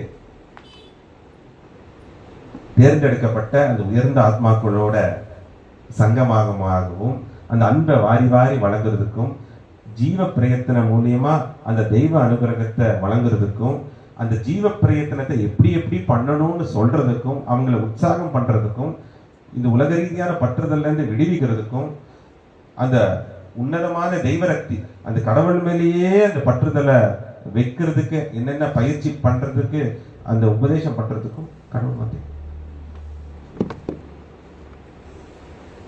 இதுக்குதான் அவதார உத்தேசம். அவதார உத்தேசம் தர்ம ஸ்தாபனத்துக்கு மட்டும் இல்லை, அது பாட்டுக்கு நடக்கும். சத்திய போதக்கு மட்டும் இல்லை, பக்த சம்ரக்ஷணம் மட்டும் இல்லை, சிஷ்ட ரக்ஷணா துஷ்ட சிக்ஷனா அதுக்கு மட்டும் இல்லை, இந்த விஷயத்தை உற்சாகப்படுத்துறதுக்கும். ஜன்லோபே பிரீத்தி வத்சல்ய பரத்தோடா. பிரீத்தி அந்த அன்பை, இன்டர்பர்சனல் லவ், உங்களுக்கும் எனக்கும் யுக யுகமா பந்தம் இருக்கு, ஆத்மா பந்தம் இருக்கு, அதை உணர்த்துறதுக்கும், நீங்களும் நானும் ஒண்ணுதான். என்னால இதெல்லாம் செய்ய முடியும்னா இவ்வளோ ஹாஸ்பிட்டலை கட்ட முடியும், இவ்வளோ ஃப்ரீ ஹாஸ்பிட்டலை கட்ட முடியும், இவ்வளோ ஃப்ரீ எஜுகேஷனல் இன்ஸ்டிடியூஷன் அமைக்க முடியும், எல்லாமே ஃப்ரீயா சர்வீஸ் பண்ண முடியும், இவ்வளோ அதிசயங்களை பண்ண முடியும் அப்படின்னா உங்களாலையும் முடியும் முடியும் முடியும் அப்படின்னு உணர்த்துறதுக்கு மனுஷ ரூபத்துல வரும். இது பிரீத்தி வாத்சல்யம். என்ன இதெல்லாம் ஏன் இதெல்லாம் பண்ற தெரியுமா? நேற்று சொன்ன மாதிரி இஷ்டோஸ்மி திருதமதி, நீங்கெல்லாம் ரொம்ப நெருக்கமான இருக்கு. வாத்சல்யம் போது ஒரு தாய் தந்தையோட பாவத்துல நீங்க எல்லாம் என்னோட குழந்தைங்க, மீற அந்தரோட பிள்ளை வாடும் எல்லாம் என்னோட குழந்தைங்கன்னு சொல்றதுக்கும் அந்த வாத்சல்யம். தாய் தெய்வ தாயா தெய்வ தந்தையா 1000 தாய்களை கூட அன்பை வாரி வாரி வளர்ந்துறதுக்கும், யுக யுகமா உங்க ஒவ்வொருத்தருக்குள்ளேயும் ஆத்மா பந்தம் இருக்கு. நீங்க என்ன ஃப்ரெண்டா நினைச்சாலும் ஃப்ரெண்ட், பையனா நினைச்சா பையன், குருவா நினைச்சா குரு, எதிரியா நினைச்சாலும் சந்தோஷம், எதிரியா நினைச்சாலும் சந்தோஷம், அதுவும் பாக்கியம். அவதாரத்தோட எதிரியா இருக்கிறது கூட ஒரு பெரிய பாக்கியம், சௌபாக்கியம். அது அதெல்லாம் எந்த நினைப்புல இருந்தாலும் அதுக்கு ஏற்ற மாதிரியே அந்த பாக்கியத்தை வழங்கி அந்த உயர்ந்த நிலையை கொடுக்கறதுக்காக அது பிரீத்தி. ஜனலோப்பே ஜனலோப்பே பிரீத்தி வத்சல்ய பரத்தோட ஜீவ பிரஜ்ஞத்தை பாட்டுக்கா தெய்வ பிரஜ்ஞா. சதா பார்த்தா உங்களோட சகஜமா பேசுறேன், இவர் சுவாமி தானான்னு நிறைய சந்தேகமும் வருது. சகஜமா பேசி சகஜ சமாதியில இருந்து சகஜமா உங்களோட பழகி, ஆனா இருந்தாலும் எப்பவுமே தெய்வ பிரஜையில உயர்ந்த விஷயத்த பண்ணிட்டே இருக்கேன், அதிசயங்களை நிகழ்த்திட்டே இருக்கேன். ஒவ்வொருத்தரோட மனமாற்றமே பெரிய அதிசயம். அதுக்கு அந்த சுயநலம் இல்லாத தன்மை, தன்னலற்ற தன்மை சேவையோட அந்த நிஸ்வாத இன்ஃபைனைட் லவ், அனந்த பிரேமத்தோட, உண்மையா அந்த அனந்த பிரேமத்தோட சக்தி, பவர் ஆஃப் லவ்வால தான் எல்லாம் நடக்குது. அதையும் உங்களுக்கு உணர்த்திட்டு இருக்கேன். பெரிய சக்தியோ சித்தியெல்லாம் இல்லை, அந்த அன்பால தான் நடந்துட்டு இருக்கு. இது எதுக்கு உங்களுக்கு ஒவ்வொருத்தருக்கு உணர்த்துறேன்? நீங்களும் அந்த நிலையை அடையணும். இதுவும் பிரயத்தனம் தான். இதுக்கு ஒவ்வொரு நாளும் இந்த உடம்பு மூலியமாகவும் எனக்கு பிரயத்தனம் இருந்துட்டே இருக்கும். காலையிலேருந்து நிறைய பக்தர்களை சந்திக்கணும். பிரயத்தனம் எப்படி இருக்கு? ஒரு பக்தர் சொல்லுவாங்க, சுவாமி ஒண்ணுமே நடக்க மாட்டேங்குது. அப்படியா? எல்லாம் பார்த்துக்கிறேன். சுவாமி நீங்க சொன்னதெல்லாம் நடந்திருக்கா? அப்படியா? சந்தோஷம் சந்தோஷம். சுவாமி எனக்கு பிடிச்சவர் போயிட்டாரு. அப்படியா? చాలా சந்தோஷம். சுவாமி உயிரை காப்பாத்திட்டீங்க. చాలా சந்தோஷம். எல்லாம் சந்தோஷம் சந்தோஷம். ஒவ்வொரு இடத்துலயும் ஒவ்வொரு மாற்றம் எல்லாத்தையும் அனுசரிச்சு போகணும். இதுவும் பிரயத்தனம் தான். அதே சமயத்துல ஒரு உதாரணமா எப்படி இருக்கணும், எப்படி சேவை பண்ணணும், எப்படி அந்த அன்புனால பண்ணக்கூடிய ஒவ்வொரு காரியமும் பெரிய வெற்றி அடையும்னு அது ஒரு செயல் மூலியமா காட்டணும். இல்லைன்னா என்ன இருக்கு? அவதார் வீட்லயே உட்காரலாம், சும்மா அப்படியே கண்ணை மூடிட்டே இருக்கலாம், டெய்லி ஒரு ட்ரெஸ் போட தேவையில்லை, எந்த வாகனமும் தேவையில்லை, ஸ்கூலு ஹாஸ்பிட்டலு சேவா எதையும் ஆரம்பிக்க தேவையில்லை. இதெல்லாம் பண்ணலைனாலும் அவதார் தான். எதுக்கு? எல்லாத்தையும் உற்சாகம் பண்ண. என்னால முடியும், உங்களால முடியும், நீங்களும் நானும் ஒண்ணுதான் அப்படின்ற அந்த பிரயத்தனத்தில் ஈடுபாடு. நிஸ்வார்த்த சேவைக்கு, நிஷ்காமிய கர்மத்துக்கும் அனந்த பிரேமத்துக்கும் அவ்வளவு சக்தி இருக்கு. அந்த சக்தியை பயன்படுத்துங்க. அதை கேட்டுக்கிட்டு இருக்காதீங்க, அதை அன்றாட செயல்படுத்துங்க அப்படின்னு உணர்த்துறதுக்கு தான் இது பண்ணிட்டு. அது அன்றாட நடந்துட்டே இருக்கு, இன்னும் நடந்துட்டே இருக்கும். இப்போ இந்த என்னோட பிரயத்தனம் கூட அடுத்த கட்டத்தில் எப்படி இருக்கு? கோயம்புத்தூர்ல சாய் குரு சரணாமிர்தம் என்கிற பெரிய ஆள் வரப்போகுது. இதுவும் பிரயத்தனம். இப்படின்னா வந்துருமா? அதையும் பண்ணலாம். இப்படின்னா அப்படியே ஜி பூபான்னு வந்துருவான். அது பிரயத்தனம் கிடையாது. அது என்னோட சக்தியை நான் பிரயோகப்படுத்துறது. அப்படி பண்ணக்கூடாது. எல்லாத்தோட முயற்சியோட உங்களையும் அதுல பங்களிப்பா வச்சு பார்ட்டிசிபேட் பண்ண வச்சு எல்லாமே உங்களுக்காக தான் நடக்குதுன்னு அதை உணர்த்தி வச்சு அதை பண்ணணும். அதுக்காக தான் ஜீவ பிரயத்தனம். உங்களுக்கும் ஒவ்வொருத்தருக்கு பிரயத்தன முயற்சி இருக்கணும். இந்த அமைப்புல சார்ந்து இருக்கும் போது அது நடக்கும். சாய் கிருஷ்ணாமிர்தம் ஆலையும் ஒரு 3 மாசத்துல ரெடி ஆக போகுது. அங்கேயும் கிராண்டா சில ப்ரோக்ராம் எல்லாம் நடக்க போகுது. ஆதிவாசி ஆரோக்கிய மந்திரம் ட்ரைபல் ஹாஸ்பிட்டல் வரப்போகுது, ஃப்ரீ ஸ்கூல் வரப்போகுது. இதெல்லாம் இப்ப சொல்லிட்டே இருக்கேன். அப்படின்னு வரும், வந்தே ஆகணும். சங்கல்ப சித்தா, சங்கல்பமான சித்தி அடைஞ்சே ஆகணும். அதுக்கு என்ன அர்த்தம்? எது எப்படி சித்தி அடையும்? அன்பால சித்தி. அந்த அனந்த பிரேமத்தை. அதுக்கு பிரயத்தனம் இல்லாம இருக்க முடியுமா? எல்லாம் அப்படி நடந்துருக்கு. அப்போ பரமாத்மா கூட அவதாரம் கூட பிரயத்தனத்திலே ஈடுபடணும். என்னோட பிரயத்தனம் எனக்காக இல்லை, உங்க எல்லாத்துக்காக. நிஸ்வார்த்த பிரயத்தனம் உங்க ஒவ்வொருத்தருக்காக. அந்த நிலைய இதுல ஒரு ஆனந்தம் இருக்கு. யார் ஒருத்தர் எல்லாமே சந்தோஷமா இருக்கணும், எல்லாமே திருப்தியா இருக்கணும், எல்லாத்துக்கும் மோட்சம் கிடைக்கணும், எல்லாத்துக்கும் அந்த அனந்த பிரேமம் உயர்மான அன்பு கிடைக்கணும்னு முயற்சி ஈடுபடுறாங்களோ அவங்களுக்கு அவங்களோட சுய முயற்சி, எனக்கு மோட்சம் வேணும்னு கேட்கறத விட சீக்கிரம் மோட்சம் அது உங்களுக்கு கிடைக்கும், அவங்களுக்கு கிடைக்கும். எந்த ஜீவாத்மாவும் எனக்கு கூட மோட்சம் வேண்டாம், எல்லாத்துக்கும் மோட்சம் கிடைக்கணும், எல்லாத்துக்கும் மோட்சம் கிடைக்கணும்னு கேட்டவருக்கு அவருக்கு எப்படி மோட்சம் கிடைக்காம இருக்கும்? கொடுத்தே ஆகணும், கொடுத்தே ஆகணும். அந்த நிலையில உங்களை அந்த நிலையில எடுத்துட்டு போகிறதுக்கு முதல்ல உங்க முயற்சியும் சுய முயற்சியில் ஈடுபடுங்க. உங்க மோட்சத்துக்காக ஏங்குங்க. அதையும் தாண்டி நீங்க எல்லாத்துக்காகவும், நீங்க எல்லாரோட மோட்சத்துக்காகவும் எல்லாரோட நன்மைக்காகவும் எல்லாத்துக்கும் சேவை பண்ணி, எல்லாமே நான் தான் எல்லாத்துக்குமே சேவை பண்ணி அந்த உணர்வுல இருக்கிறதுக்காக தான் இந்த விஷயம். அன்றாட பிரயத்தனம் நடந்துட்டே இருக்கும். இந்த பிரயத்தனத்தை கைவிடக்கூடாதுன்றதுக்காக தான் இந்த உத்தேசம். இப்போ இன்னைக்கு ஒவ்வொருத்தரும் இந்த இயக்கத்துல இருக்கணும். இப்போ அவதாரமே பூலோகத்துல வந்து இவ்வளவு பிரயத்தனம் பண்ணுதுன்னா அந்த அவதார நிலைய அடையிறதுக்காக, அந்த பிரம்ம ஞானத்தை அடையிறதுக்காக நான் எவ்வளவு பிரயத்தனம் பண்ணணும், எவ்வளோ விஷயத்த நான் தியாகம் பண்றதுக்கு தயாரா இருக்கணும். அதுதான் உற்சாகம். உங்க எல்லாத்தையும் உற்சாகம் பண்றதுக்கு, உத்வேகத்தை எடுத்துட்டு போறதுக்கு தான் இவ்வளவு பிரயத்தனம். நீங்களும் பண்ணலாம். நீங்க ஒவ்வொருத்தரும் சாய் தான். நீங்க ஒவ்வொருத்தரும் பரமாத்மாவோட அங்கம் தான். நீங்க ஒவ்வொருத்தரும் அம்ச அவதாரம் தான்.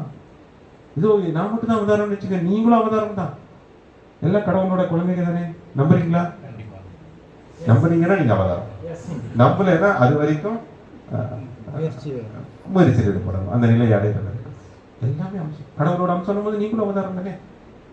உங்களோட மூலம் எங்க இருக்கு? நீங்க அப்படியே பின்னோக்கி போயிட்டு இருந்தா எல்லாமே கடவுளோட அங்கமா தான் இருக்குங்க. இந்த நம்பிக்கை இந்த புத்தியோட இந்த புத்தியில இருக்கணும். இந்த புத்தியில இருந்தா மட்டும் பத்தாது, இது திருத்தமா கன்வெர்ட் ஆகணும் தான் நிறைய விஷயம் நடக்கும். இப்ப ரொம்ப முக்கியம், ரொம்ப ஒரு அற்புதமான ஒரு சின்ன கதை என்னன்னா, குஜராத்ல துவாரகால நரசிங் மேத்தா அப்படின்னு பெரிய ஒரு மகான் இருந்தார். மகான் ஞானி, கிருஷ்ண பக்தர், அன்றாட கிருஷ்ண பக்தியில ஈடுபட்டு கொண்டிருந்தார். அந்த காலகட்டத்தில் அவருக்கு கிருஷ்ணரை பார்க்கணும், தரிசனம் வாங்கணும்னு ரொம்ப ஆசை. ஏங்கி ஏங்கி ஏங்கி தரிசனம் கிடைச்சது. ஒரு தடவை தரிசனம் கிடைச்சதுக்கு அப்புறம் கிருஷ்ண பரமாத்மாவை பார்த்ததுக்கு அப்புறம் அதுக்கப்புறம் பல 100 தடவை எப்பப்பெல்லாம் எங்களோட வந்து கிருஷ்ணர் அந்த சத்தியத்தை அந்த வரத்தை கொடுத்துட்டு போயிட்டார். நீ எப்பப்போ என்ன நினைக்கிறியோ, மனதார சில விஷயம் உனக்காக இல்லாம இந்த லோக மக்களுக்காக, லோக சேமத்துக்காக, லோக கல்யாணத்துக்காக கேட்குறியோ அப்பெல்லாம் உனக்கு நான் காட்சி கொடுப்பேன்னு சொன்னார். அப்போ அவரோட சத்சங்ல பக்தர் எல்லாம் சொல்றாரு, அந்த நிஸ்வார்த்த பாவத்துல இருக்கும்போது எனக்கு கிருஷ்ண பரமாத்மா காட்சி கொடுத்தாரு, சுமார் 100 தடவை எனக்கு காட்சி கொடுத்துருப்பாரு, இன்னும் காட்சி கொடுத்துட்டே இருப்பாரு, அந்த வரத்தை எனக்கு கொடுத்துருக்காரு அப்படின்னு சொல்றாரு. இதை பார்த்து ஒரு அம்மாவுக்கு, நானும் தானே கிருஷ்ண பிரார்த்தனை பண்றேன், நானும் தானே கிருஷ்ண பஜனை பண்றேன், நானும் தானே கிருஷ்ண நாமத்தை சொல்லிட்டே இருக்கேன், ஆனா எனக்கு ஏன் இதெல்லாம் கிடைக்க மாட்டேங்குது அப்படின்னு சத்சங்கம் முடிச்சதுக்கு அப்புறம் அடுத்த நாள் அந்த குருவை மகானை பார்த்து போய் கேட்குறாங்க, ஏன் கிருஷ்ண பரமாத்மா எனக்கு தரிசனம் கொடுக்கல? அப்போ அவர் சொல்றார், கண்டிப்பாமா கிருஷ்ண பரமாத்மா எல்லாத்துக்கும் ஒரு தகுதி வச்சிருப்பாரு, அந்த தகுதிக்கு ஏற்ற மாதிரி தான் சில உங்களோட முயற்சி இருக்கலாம், ஆனா அவர் எதிர்பார்த்த அளவுக்கு முயற்சி உங்ககிட்ட இருந்திருக்காது, அதனாலதான் கிருஷ்ண பரமாத்மாவோட தரிசனம் கிடைக்கல. ஆனா நீங்க இந்த முயற்சி கைவிடாதீங்க, இந்த ஏங்கல்லே இருங்க, இந்த இந்த பொறுமையோடு இருங்க, நம்பிக்கையோடு இருங்க, கண்டிப்பா இருப்பாரு அப்படின்னு உற்சாகப்படுத்துறாரு. அதெல்லாம் இல்லை, இதெல்லாம் எனக்கு ஒரு எனக்கு மனசுல பதிய மாட்டேங்குது குருவே, எனக்கு உடனே கிருஷ்ண பரமாத்மாவோட தரிசனம் வேணும் அப்படின்ட்டு.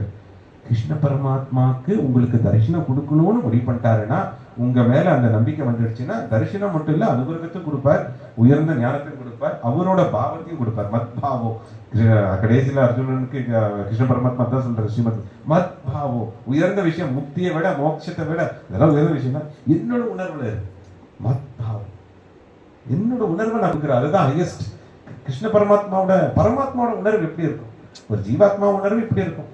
அப்பப்போ ஊட்டி கிளைமேட் மாதிரி டல் ஆகும், பிரைட் ஆகும், சுகதுக்கத்துக்கு ஏற்ற மாதிரி நம்பிக்கை குறையும், ஜாஸ்தியாகும். இப்படி எல்லாம் ஒவ்வொரு நாளும் ஒவ்வொரு நிலையில மனசு இருக்கு. ஆனா பரமாத்மாவோட உணர்வு நிலையானது, நிறைவானது, பூர்ணத்துவானது, முழுமையானது. இப்ப இந்த உணர்வுல அந்த உணர்வை கொடுக்கணும், அதுதான் உலகத்திலே சிறந்த விஷயம், முக்தியை விட சிறந்த விஷயம். அப்ப அந்த உணர்வை கொடுக்கிறேன்னும் போது கண்டிப்பா முதல்ல அதுக்கு தரிசனம் வேணும், அதுக்கப்புறம் அந்த ஞானமும் கிடைக்கும். பொறுமையா இருன்னு இந்த அம்மையாருக்கு, இந்த அம்மாவுக்கு உபதேசம் பண்ணி அனுப்புறாரு. ஆனா அந்த அம்மா திருப்தி அடையல அந்த பதிலால. இல்ல இதெல்லாம் எப்படி ஒத்துக்க முடியும், நீங்க என்ன அவ்வளோ, அவங்க குருவுக்கு பார்த்து கேட்குறாங்க என்னன்னா, உங்களுக்கு மட்டும் நீங்களும் சதா சத்சங்கம் தான் பண்றீங்க, நீங்களும் சதா பஜனை தான் பண்றீங்க, கிருஷ்ண சொற்பொழிவு தான் பண்றீங்க, உங்களுக்கு மட்டும் எவ்வளவு 100 தடவை காட்சி கொடுத்தாரு, எனக்கு ஏன் கொடுக்கல? அது ஸ்பிரிச்சுவல் ஜெலசி, துஷ்டி, அதுவும் ஸ்பிரிச்சுவல் ஜெலசி. ஸ்பிரிச்சுவல் ஜெலசியில வந்துருது. ஸ்பிரிச்சுவல் ஜெலசியில தமிழ்ல என்ன சொல்லுவாங்க, ஆன்மீக பொறாமை. ஆன்மீகத்துல மறுபடியும் பொறாமை இருக்கலாமா? ஆன்மீகத்தில் இருக்கும்போது தான் பொறாமையே இருக்கக்கூடாது, ஆனா பெருந்தன்மை இருக்கணும், ஆனா பொறாமை இருக்கு. ஆனா அந்த பொறாமையில இது கேட்டுறாங்க. அப்ப அவர் சொல்றாரு, என்னென்னமோ சொல்லி விளக்குறாரு, அவங்க மனசு திருப்தி அடையல. அவங்க ஒரு விதண்டாவாதத்தோடயே வந்திருக்காங்க. ஒரு விதத்துல பக்தி தான், முரட்டு விதமான பக்தி, எனக்கு தர்ஷனம் கிடைக்கல, அந்த நாடகத்துல இருக்காங்க. ஆனா சொல்லி அவங்க வீட்டுக்கு போயிடுறாங்க. அடுத்த நாள் இவர் என்ன பண்றாரு, நரசிங் மேத்தா அவரோட சிஷ்ய ஒருத்தரை அந்த அம்மாவோட வீட்டுக்கு அனுப்புறாரு. வீட்டுக்கு அனுப்பி அவங்க கிட்ட போய் ஒரு 10,000 வெள்ளி கடனா வாங்கு அப்படின்னு சொல்றாரு. ஆனா இந்த நரசிங் மேத்தாவோட சிஷ்யருக்கும் அந்த அம்மாவுக்கும் ஒரு தொடர்பே இல்லை, ஒரு புதியவர், நம்ம இன்னைக்கு சொல்றோம்ல ஸ்ட்ரேஞ்சர், அறிமுகம் இல்லாதவர். அந்த நிலையில இவர் போய் என்ன பண்றாரு, அந்த அம்மா வீட்டுக்கு நேர போய், அம்மா நான் ஒரு கஷ்டத்துல இருக்கேன், துக்கத்துல இருக்கேன், எனக்கு ஒரு 10,000 வெள்ளி கொடுங்க, நீங்க கொடுத்தா உங்களுக்கு நான் திருப்பி கொடுத்துட்றேன், வட்டியும் முதலமா கொடுத்துட்றேன் அப்படின்லாம் கெஞ்சி கேட்கிறாரு. அந்த அம்மா சொல்றாரு, எந்த நம்பிக்கையில நான் உனக்கு கொடுப்பேன், நீ யாருன்னே எனக்கு தெரியலையே, உன்னை இன்னைக்குதான் நான் பாக்குறேன், உன்னை யாருன்னே எனக்கு தெரியல, உனக்கு எங்க இருக்கு, எங்க இருந்து வர, உனக்கு என்ன சொத்து பத்து இருக்கு, என்ன இப்ப என்ன சொல்லுவாங்க, ஷூரிட்டி என்ன சொல்லுவாங்க தமிழ் சொல்லுவாங்க, என்ன எதை வச்சு நீ கொடுக்க போற எனக்கு, நீ ஒருவேளை இதை வாங்கிட்டு ஓடி போயிட்டேன்னா எனக்கு நம்பிக்கை இல்லப்பா, நீ போ அப்படின்னு அனுப்பிச்சிடுறாங்க. இப்போ கொஞ்ச நேரத்துக்கு அப்புறம் நரசிங் மேத்தா வராரு, இந்த குரு வராரு. அந்த அம்மா கிட்ட போய், அம்மா அப்படின்னு உடனே இவர் குரு தெரியும், நேற்று தானே கேட்டு வந்திருக்காங்க, பண்ணலாம், ஒரே குருவே வாங்க வாங்க வாங்க, ஏன் உங்களுக்கு ஏதாவது பதில் கிடைச்சுதா, நான் நேற்று கேட்ட கேள்விக்கு எங்க வீட்டை தேடியே வந்துட்டீங்களே, ரொம்ப சந்தோஷம் அப்படின்னு அந்த உபசரிப்பெல்லாம் பண்ணி உட்கார வச்சு எல்லாம் பண்ணிட்டு, எனக்கு எப்போ கிருஷ்ண தர்ஷனம் கொடுப்பாரு, அது கொடுப்பாருமா, நான் ஒண்ணு உங்ககிட்ட கேட்க வந்திருக்கேன், எனக்கும் ஒரு 10,000 வெள்ளி ரொம்ப அவசரமா தேவைப்படுது, ஒரு ஆசிரம பணிகளுக்கு, நிறைய நல்ல காரியங்களுக்கு தேவைப்படுது, கொஞ்சம் கடனா கொடுக்குறீங்களா, நான் 6 மாசத்துல திருப்பி கொடுத்துட்றேன் அப்படிங்கிறார். அப்போ இந்த அம்மா பார்த்து, உங்களுக்கு இல்லாமையா குரு மகான் இல்லாமையா அப்படின்னு உடனே ஓடி போய் உள்ள இருக்கிற அலமாரியிலேருந்து எடுத்துட்டு வந்து அந்த வெள்ளியை கொடுக்குறாங்க. அப்போ அந்த வெள்ளியை வாங்கிட்டு அவர் சொல்றாரு, கொஞ்ச நேரத்துக்கு முன்னாடி என்னுடைய சிஷ்யர் வந்தாரு, அவரும் இதே கஷ்டத்தை தானே கேட்டாரு, நீங்க கொடுக்கலன்னா, அவரு மேல எனக்கு நம்பிக்கை இல்லைங்க, உங்க மேல நம்பிக்கை இருக்கு, நீங்க குரு மகான் ஞானி, நீங்க போய் சொல்ல மாட்டீங்க, வாங்குற காசை திருப்பி கொடுத்துருவீங்க அப்படின்னு நம்பிக்கை இருக்கு. அப்போ நரசிங் மேத்தா சொன்னார், இதே மாதிரிதான் கடவுள் ஒருத்தருக்கு அனுகிரகத்தை கொடுக்கணும்னா அவங்க மேல நம்பிக்கை வரணும், தரிசனத்தை கொடுக்கணும்னாலும் கடவுள் பரமாத்மாக்கு அந்த நம்பிக்கை வரணும். நம்பிக்கை வந்தா அது ஆட்டோமேட்டிக்கா, அது சுலபமா சகஜமா அது நடக்கும், கண்டிப்பா நடக்கும், யாரும் நீங்க. ஆனா அந்த நடக்கிற வரைக்கும் அந்த ஆன்மீக பயிற்சி, கடவுளை உடைய நினைப்பிலேயே இருக்கக்கூடிய அந்த விஷயம், என்னென்ன பண்ணணுமோ கடவுளையே நினைப்பிலேயே நினைப்பிலே இருக்கிறதுக்கு தான் இந்த ஆன்மீக பயிற்சி, சேவா எல்லாமே. அந்த நினைப்புல இருந்தாலே, இதெல்லாம் அந்த ஏங்கினாலே, அதுக்காக காத்திருந்தாலே, அதையும் நம்பிக்கையோட பொறுமையோட காத்திருந்தாலே ஒரு நாள் அது கிடைக்கும். இப்போ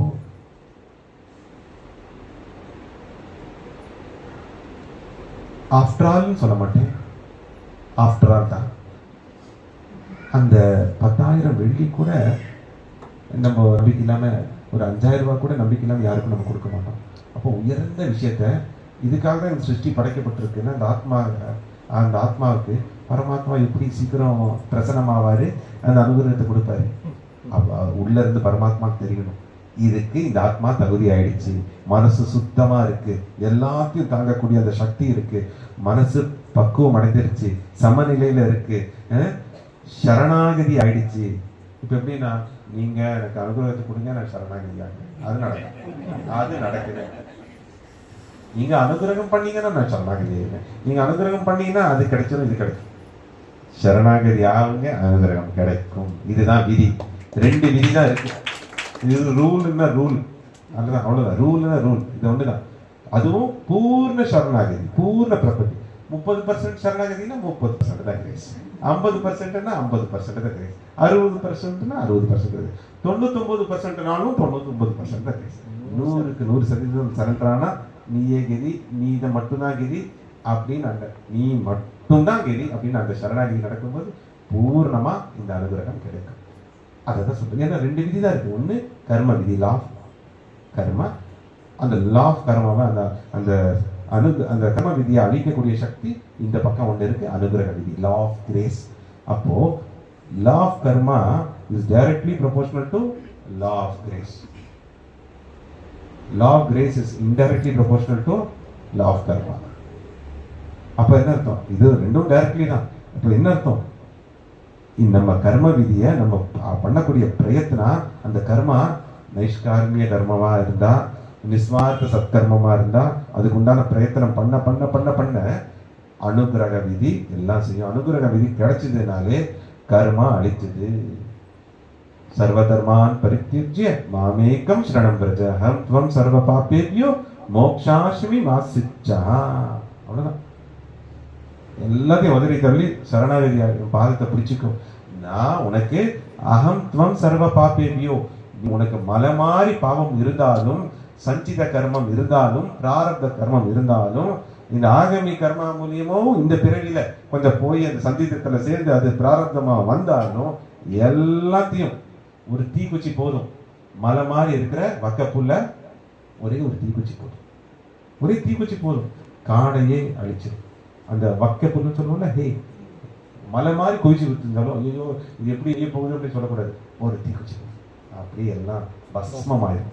அந்த மாதிரி எல்லா பாவங்களும் நீங்கி அந்த அனுகிரகம் மோக்ஷாஸ்மி, மோக்ஷம் மட்டும் கொடுக்கறது இல்லை, மோக்ஷத்தை வழங்கினதுக்கு அப்புறம் அந்த மோக்ஷத்துக்கு தயாராகிற வரைக்கும் மாசிச்சகா, யாம் இருக்க பயமே. மாசிச்சகனா why fear when I am here, அது when I am here, when I am here. இதுதான் நிலை. இந்த நிலையை நம்ம ஒவ்வொருத்தரும் அடையணும்னா அந்த பிரயத்தனம், அது அன்றாட பிரயத்தனம், அது தொடர்ந்துட்டே இருக்கும், அது நடந்துகிட்டே இருக்கும். ஒரு சின்ன உதாரண கதையை சொல்லிட்டு நம்ம முடிச்சுட்டு கொஸ்டின் அண்ட் ஆன்சர் பிரச்சனத்துக்கு போறோம். ஒரு காலகட்டத்தில் கலியுகத்தில் மதுராவை ஒரு சுல்தான் ஆண்டுட்டு இருந்தார். சுல்தான் அந்த மதுரா, பிருந்தாவனா, உத்தரப்பிரதேசில் இருக்கக்கூடிய அந்த புனித ஸ்தலத்தை எல்லாத்துக்கும் அது அவரோட ராஜ்ய கட்டுப்பாடுல இருந்து அதை ஆண்டுட்டு இருந்தாரு. அந்த அண்டை ராஜ்யத்தோட அவங்களுக்கு ஒரு நட்பு இருந்தது. அப்போ முகலியர்களோட ராஜ்யம் சுல்தான் ஆண்டுட்டு இருந்தப்போ விஜயநகர பேரரசு ஒரு தடவை அங்க பிருந்தாவனத்துக்கு மதுராக்கு ஒரு ஒரு யாத்திரை போறாரு. புனித யாத்திரைன்னு சொல்லுவோம், தீர்த்த யாத்திரை. போய் அங்க மதுரா, பிருந்தாவனம், கோகுலம் எல்லாம் வரைச்சு பூமி எல்லாத்தையும் பார்க்கறதுக்காக போறாரு. ராதாகிருஷ்ணா பிறந்த இடம், ராதாகிருஷ்ணா இருந்த இடம், ராசா லீலா நடந்த இடம், கிருஷ்ணா எல்லா பாலகிருஷ்ணா லீலையும் பண்ண இடம், அந்த புனித பூமிக்கு அவர் போகிறாரு. அப்போ போகும்போது இந்த சுல்தானை பார்க்கல, நேரா ராதாகிருஷ்ணரோட ஆலயத்துக்கு போறாரு. அப்போ சுல்தானுக்கு என்ன வருதுன்னா, ஒரு ராஜா இந்த ராஜ்யத்துக்குள்ள வந்திருக்காரு, என்ன பார்க்க தானே முதல்ல வந்திருக்கணும், என்னையும் தாண்டி என்னை விட பெரிய ஒருத்தர் இருக்காரா, அந்த கோயிலுக்கு போயிருக்காரு. ஏன்னா அவர் சுல்தான், முகல், இஸ்லாம பின்பற்றி. அப்போ அவருக்கு என்ன இருந்தது, இப்போ என்னை விட பெரிய ஒருத்தர் இருக்காரு, அவர் கோயிலுக்குள்ள இருக்காரு அப்படின்ற அந்த நினைப்பு இருக்குது. அப்போ என்ன விட இந்த ராஜ்யத்துல பெரியவர் ஒருத்தர் இருக்காருன்னா அவரை நான் கண்டிப்பா சந்திச்சு அவரோட நான் ஃப்ரெண்ட் ஆகணும், ஸ்நேகிதம் நான் பிடிக்கணும், அவருக்கு நான் சக்கா ஆகணும் அப்படின்னு கேட்டாரு. யாருன்னும் போது அங்க ஒரு ஆலயம் இருக்கு, அங்க ராதா கிருஷ்ணா கோயில் இருக்கு, அங்க ராதாவும் கிருஷ்ணாவும் இருக்காங்க. ராதா கிருஷ்ணா கடவுள், ஆனா அந்த சுல்தானுக்கு அது தெரியல, ராதா கிருஷ்ணன் இருக்காங்கன்னு தெரியும். அப்போ அந்த காலகட்டத்துல உற்சவம் போயிட்டு இருக்கு. வாரத்துக்கு 2 தடவை தான் அந்த கோயில் திறக்கும், மீதி நாள்ல நட சாத்திடுவாங்க. அப்போ இந்த சுல்தான் இந்த விஜயநகர பேரரசர் அந்த கோயிலுக்கு தரிசனம் பண்ணிட்டு அவர் அங்க அந்த மதுரால தங்கிட்டு இருக்காரு. ஆனா இவர் எப்படின்னா, சுல்தான் அந்த ராஜாவை சந்திக்கிறதுக்கு முன்னாடி இந்த ராஜா சந்திக்க வந்திருக்காரு இந்த ராதாகிருஷ்ணா, இவர் யாருன்னு தெரிஞ்சுக்கக்கூடிய ஆர்வம் இருக்கு. அவரு இந்த இந்து தத்துவத்தை பத்தியும் இந்த ராதாகிருஷ்ண அவதாரன்ற விஷயம்லாம் தெரியாது. ஆனா தெரியலனாலும் ஏதோ ஒரு மனசுல அந்த ஈடுபாடு, அந்த புத்தியில அது போய் பதிச்சிருச்சு. ஏதோ அவரே பார்க்க வந்திருக்காருன்னா நம்மளை விட கொஞ்சம் என்னையும் சந்திக்காம அங்க போய் சந்திக்கிறாருன்னா என்னை விட பெரியவங்கள யாராவது இருக்கணும், அவரை சந்திக்கணும்னு ஆர்வத்துல அங்க போறாரு. அது கோயில் இருக்கு, அது வரைக்கும் அவர் அந்த சுல்தான் அந்த ராஜ்யத்துக்குள்ளதான் இருக்கு, அவரே அந்த கோயிலுக்கு போனது இல்லை. அந்த கோயிலுக்கு போகும்போது நட சாத்தி இருக்கு. உள்ள யாராவது இருக்கீங்களா, உள்ள யார் யார் இருக்கீங்கன்னு கேட்கிறாரு. உள்ள இருந்து இப்ப கேட்டுட்டே இருக்காரு, குரல் வர மாட்டேங்குது. சில பேசியிருக்கா,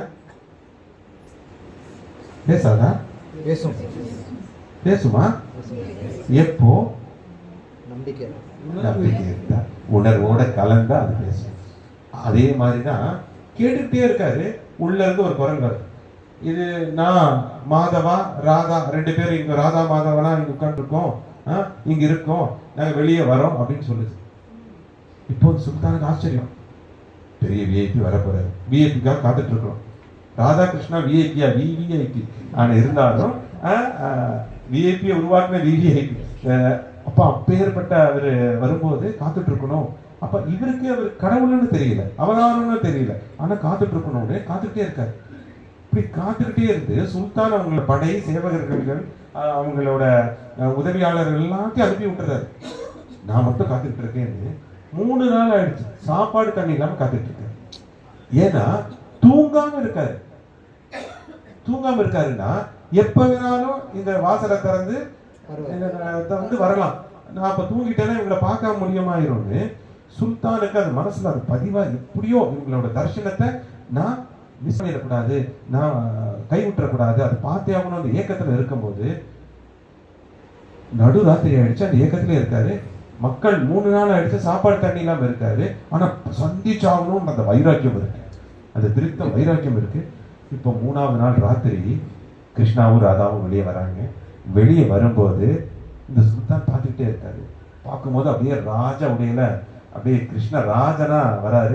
அந்த கோபிகா உடையில ராதா ராணியா ராதா வராங்க. அவ்வளோ தேஜஸா இருக்கு. இவங்களை பார்த்தோன்னே அவருக்கு மெய் மறந்து அவர் தலை வணங்கி முட்டிக்கால் போட்டு தலை வணங்கி அவங்ககிட்ட ஆசீர்வாதம் வாங்குறாரு. உடனே அவங்க ஒண்ணுமே பேசாம அவரை கையை பிடிச்சிட்டு யமுனா நதிக்கரைக்கு கூட்டிட்டு போயிடுறாங்க. அங்க பார்த்தா அந்த அந்த அந்த இருள்ல அந்த ராத்திரி நேரத்துல எல்லா கோபியர்களோடவும் அந்த ஆட்டம் பாட்டம், அந்த ராச கிரீடை, ராசலீலா, அந்த அந்த விருந்தாவனம் நடனம் நடக்குது. இதெல்லாம் பார்த்து மெய் மறக்கிறாரு. போகும்போது அவன் ஒண்ணுமே பேசல. ராதாகிருஷ்ணன் ரொம்ப சந்தோஷம், உன்னோட வைராக்கியம், உன்னோட பிரயத்தனத்தை பார்த்து ரொம்ப சந்தோஷம், இந்த தரிசனம் கிடைச்சது அப்படின்னு சொல்லி கிருஷ்ணாவோட அந்த கங்கணத்தை எடுத்து அந்த சுல்தானுக்கு கொடுத்துட்டு அவரு கோயிலுக்குள்ள போயிடுறாரு. கிருஷ்ணா அந்த சுல்தானுக்கு அவ்வளோ ஒரு பேர், நம்மளை விட இவர் பெரிய ராஜா, அது மட்டும் தான் அவருக்கு தெரியும், கடவுள்லாம் தெரியாது. ஆனா இவ்வளோ இந்த ராத்திரியிலும் இவ்வளோ மக்கள்கள் கூடி இந்த யமுனா நதிக்கரையில ஆடிட்டு இருக்காங்க. அது கிருஷ்ண லீலா, அது எப்போ துவாபர யுகத்துல நடக்குது, அது தொடர்ந்துட்டு இருக்கு. அவருக்கு அந்த காட்சி கண்கொள்ளா காட்சி கிடைக்குது. இதை நினைச்சு ரொம்ப பிரசனப்படுறாரு. அந்த காட்சி பார்த்தோம்னா அவர் மெய்மறந்து போறாரு, ஆனந்தத்துல திகழ்ந்துட்டு இருக்காரு. இப்போ போயிட்டாரு. இப்போ 3 நாளுக்கு அப்புறம் நட திறக்கிறதுக்காக ஆச்சாரியர் எல்லாம் வராங்க, அர்ச்சகர் எல்லாம் வராங்க. அர்ச்சகர் எல்லாம் வரும்போது இவர் கையில அந்த கிருஷ்ணரோட கங்கணத்தை பாக்குறாங்க. ஆனா எல்லாத்துக்கும் புரிய வைக்கிறதுக்காக அந்த கிருஷ்ணன் அந்த கங்கணத்தை பரிசா கொடுத்துட்டு போயிருக்காரு. அது பாக்குறாங்க. பார்த்தவனையும் நீ உள்ள கதவு பூட்டினபடியே இருக்கு, நட பூட்டினபடியே இருக்கு, நட கோயில் திறக்கல, கோயில் கதவு உடைக்கப்படல. ஆனா இருந்தாலும் பார்த்தவனே அவங்களுக்கு என்ன வருதுன்னா, சுல்தானுன்னு கூட தெரியாம திருடிட்டாரோ அப்படின்ற அந்த உணர்வு வருது. அவரை திட்டுறாங்க, அடிக்கிறாங்க. அவர் சொல்றாரு, நான் திருடல, உள்ள இருக்கிற ராஜா தான் எனக்கு கொடுத்தா, கடவுள்னு கூட தெரியாது, ராஜா தான் எனக்கு கொடுத்தான்றாரு. ஆனா கதவு அதுக்கப்புறம் போய் கொஞ்சம் விசாரணையெல்லாம் பண்றாங்க. கதவு திறக்கப்படலை, கோயில் இருக்கிறபடியே இருக்கு. உள்ள போய் கர்ப்பகிரகத்துக்குள்ள பார்க்கும்போது அந்த கங்கணம் மட்டும் இல்லை இருக்கு. அப்போ இந்த கதையை இவர்கிட்ட இருந்து கேட்கறாங்க. சுல்தான் சொல்றாரு, உள்ள இருந்து 2 பேர் அற்புதமா வந்தாங்க, மாதவா ராதான்னு சொன்னாங்க. அங்க போய் கோபியர்களோட அந்த நடனமெல்லாம் நடந்தது யமுனா நதிக்கரையில. அதை பார்த்தோன்னையும் 3 நாளா நான் சாப்பாடு தண்ணி இல்லாம இருக்கேன். இருந்தாலும் எனக்கு அவ்வளோ ஒரு வேகத்துல மனோபலம் கிடைச்சது, எனக்கு சோர்வே போயிடுச்சு, ஆனந்தத்துல இருக்கேன்.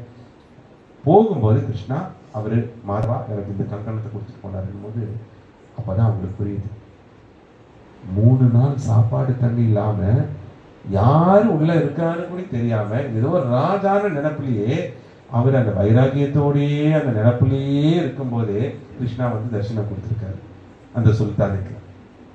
என்ன? சுல்தானோட பிரயத்தனம், அந்த ஆத்மாவோட முயற்சி, அதனாலதான் கடவுளோட தரிசனம் கிடைச்சது. அதே மாதிரி அந்த திடமான முயற்சி, நம்பிக்கையோட அந்த பொறுமையோடு இருக்கும்போது கடவுளோட அனுகிரகம் வழங்கப்படும், கண்டிப்பா கொடுக்கப்படும். தட்டுகள் திறக்கப்படும், கேள்விகள் கொடுக்கப்படும். இதை ஒரு நாள் கேட்டுட்டு அப்படியே இருக்கிறது இல்லை, ஒரு நாள் தட்டிட்டு அப்படியே விடுறது இல்லை, அது தொடர்ந்துட்டே இருக்கணும். அது வரைக்கும் அந்த விஷயம் நடந்துட்டு. இதுதான் ஜீவ பிரயத்னா.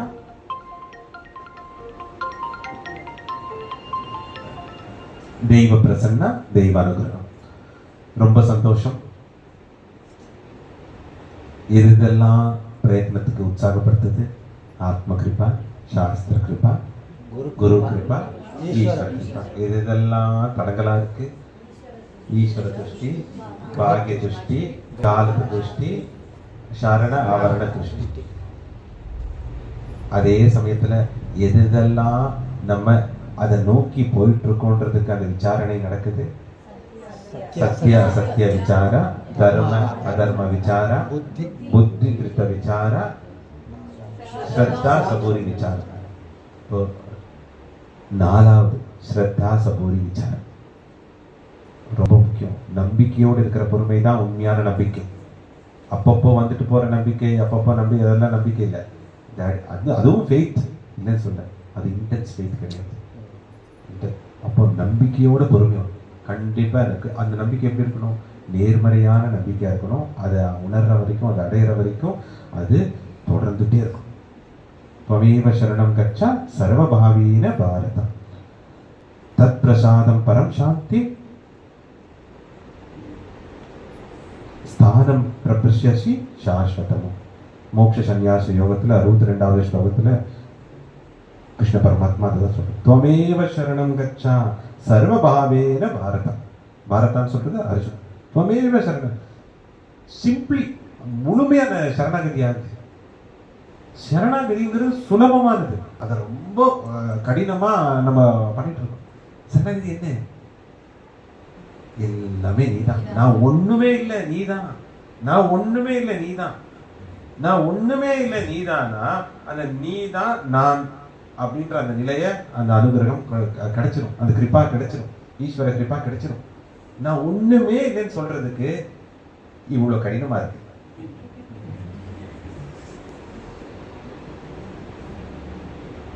அந்த நான் ஒண்ணுமே இல்லைன்றதுக்கு தான் இவ்வளவு பிரயத்தனமும் இருக்கு. நான் ஒண்ணுமே இல்லைன்றது என்ன? நான் போயிட்டாலே நான் ஒண்ணுமே இல்லை, நான் போயிட்டாலே நான் ஒண்ணுமே இல்லை. அதுக்கப்புறம் நான் போனதுக்கு அப்புறம் என்னதுங்கிறது என்ன இருக்கு? ஐயோ என்னோட வீடு, என்னோட சொத்து, என்னோட மனைவி, இது சொந்தம், அதெல்லாம் போயிடும். நான் போயிட்டாலே என்னோட சேர்ந்து போயிடும். ஐ மைண்ட் போயிட்டாலே எல்லாமே போயிடும். நான் என்னோடது போயிட்டு, நான்ங்கிறது அகங்காரம், என்னோடதுங்கிறது மமக்காரம். அதனாலதான் சாட்சாத்காரம் ஆகாம இருக்கு. அந்த நான் ஒண்ணுமே இல்லைன்னு உணர்வு தான் சரணாகதி. சரணாகதினா எல்லாமே நீங்க தான், எல்லாமே உங்களுக்காக தான். நான் எதையும் செய்பவன் இல்லை, நான் எதையும் அனுபவிக்கிறேன். நான் எதையும் செய்யலைன்னா எதையும் அனுபவிக்கல. துக்கம் கூட என்னது இல்லைன்னு தோணும். துக்கத்தை அனுபவிச்சுட்டு இருக்கேங்க, வேதனை அப்படி சொல்லவே கூடாது. நான் தான் எதுவும் செய்யலையே. ரொம்ப ரொம்ப விவரமா சொல்லுவாங்க, நான் எதுவும் செய்யல, நீங்க தான் செய்யுங்க அப்படி. ஆனா அதான் வேதனை வந்தா மட்டும் நான் எதையும் அனுபவிக்கலன்னு யாரும் சொல்லவே மாட்டாங்க. ஐயோ என்னோட வேதனைங்க, என்னோட துக்கங்க, என்னோட மனசுங்க, என்னோட பாருங்க, எதையும் அனுபவிக்கணும் நான் இல்லை. I'm not the doer, I'm not த என்ஜாயர். இதுதான் பெரிய நிலை, இதுதான் சரணாகதி. அனுகூலஸ்ய சங்கல்ப பிரதிகூலஸ்ய வர்ஜனம் ரக்ஷசேதி விஸ்வாசோ கோப்ரித்வே வரணம் ததா ஆத்மநிக்ஷேப கார்பண்ய சத்விதி சரணாகதி. சத்விதி சரணாகதி. அனுகூலஸ்ய சங்கல்ப அப்படின்னா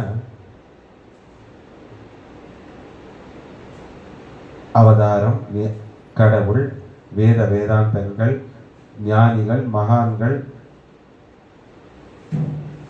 உத்தம புருஷர்கள், யோகிகள் என்னென்ன சொல்லியிருக்காங்களோ அதன்படி உன் வாழ்க்கையை நடத்து. அனுகூலஸ்ய பிரதிகூலஸ்ய வர்ஜனம்.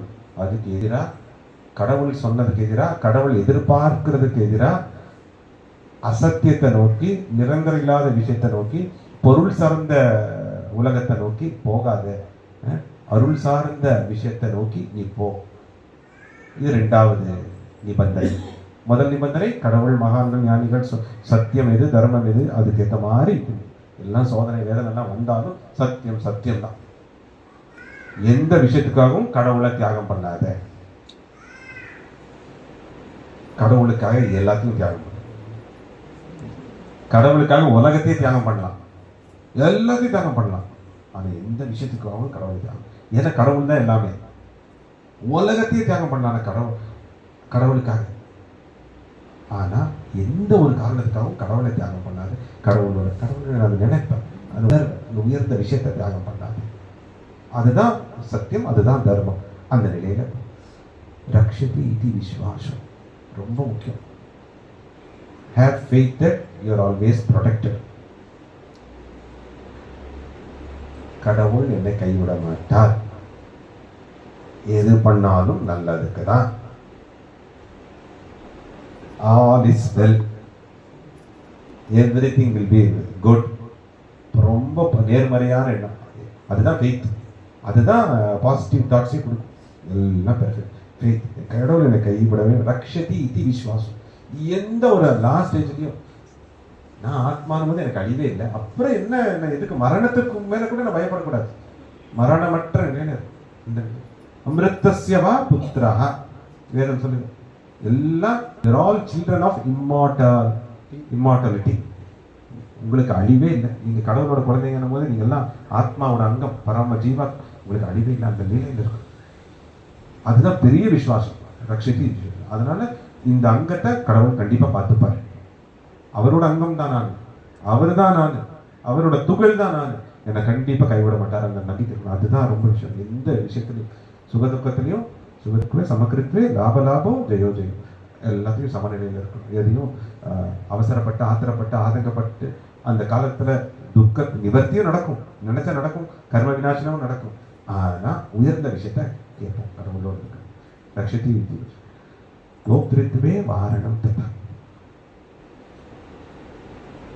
ரொம்ப முக்கியமானது. இந்த sense of proprietorship, sense of doership. நான் எதையும் செய்யல, எதையும் அனுபவிக்கல, அதே மாதிரி எதுவும் என்னோடது இல்லை. எதுவும் என்னோடது இல்லைன்னு எப்படி வாழ முடியும்?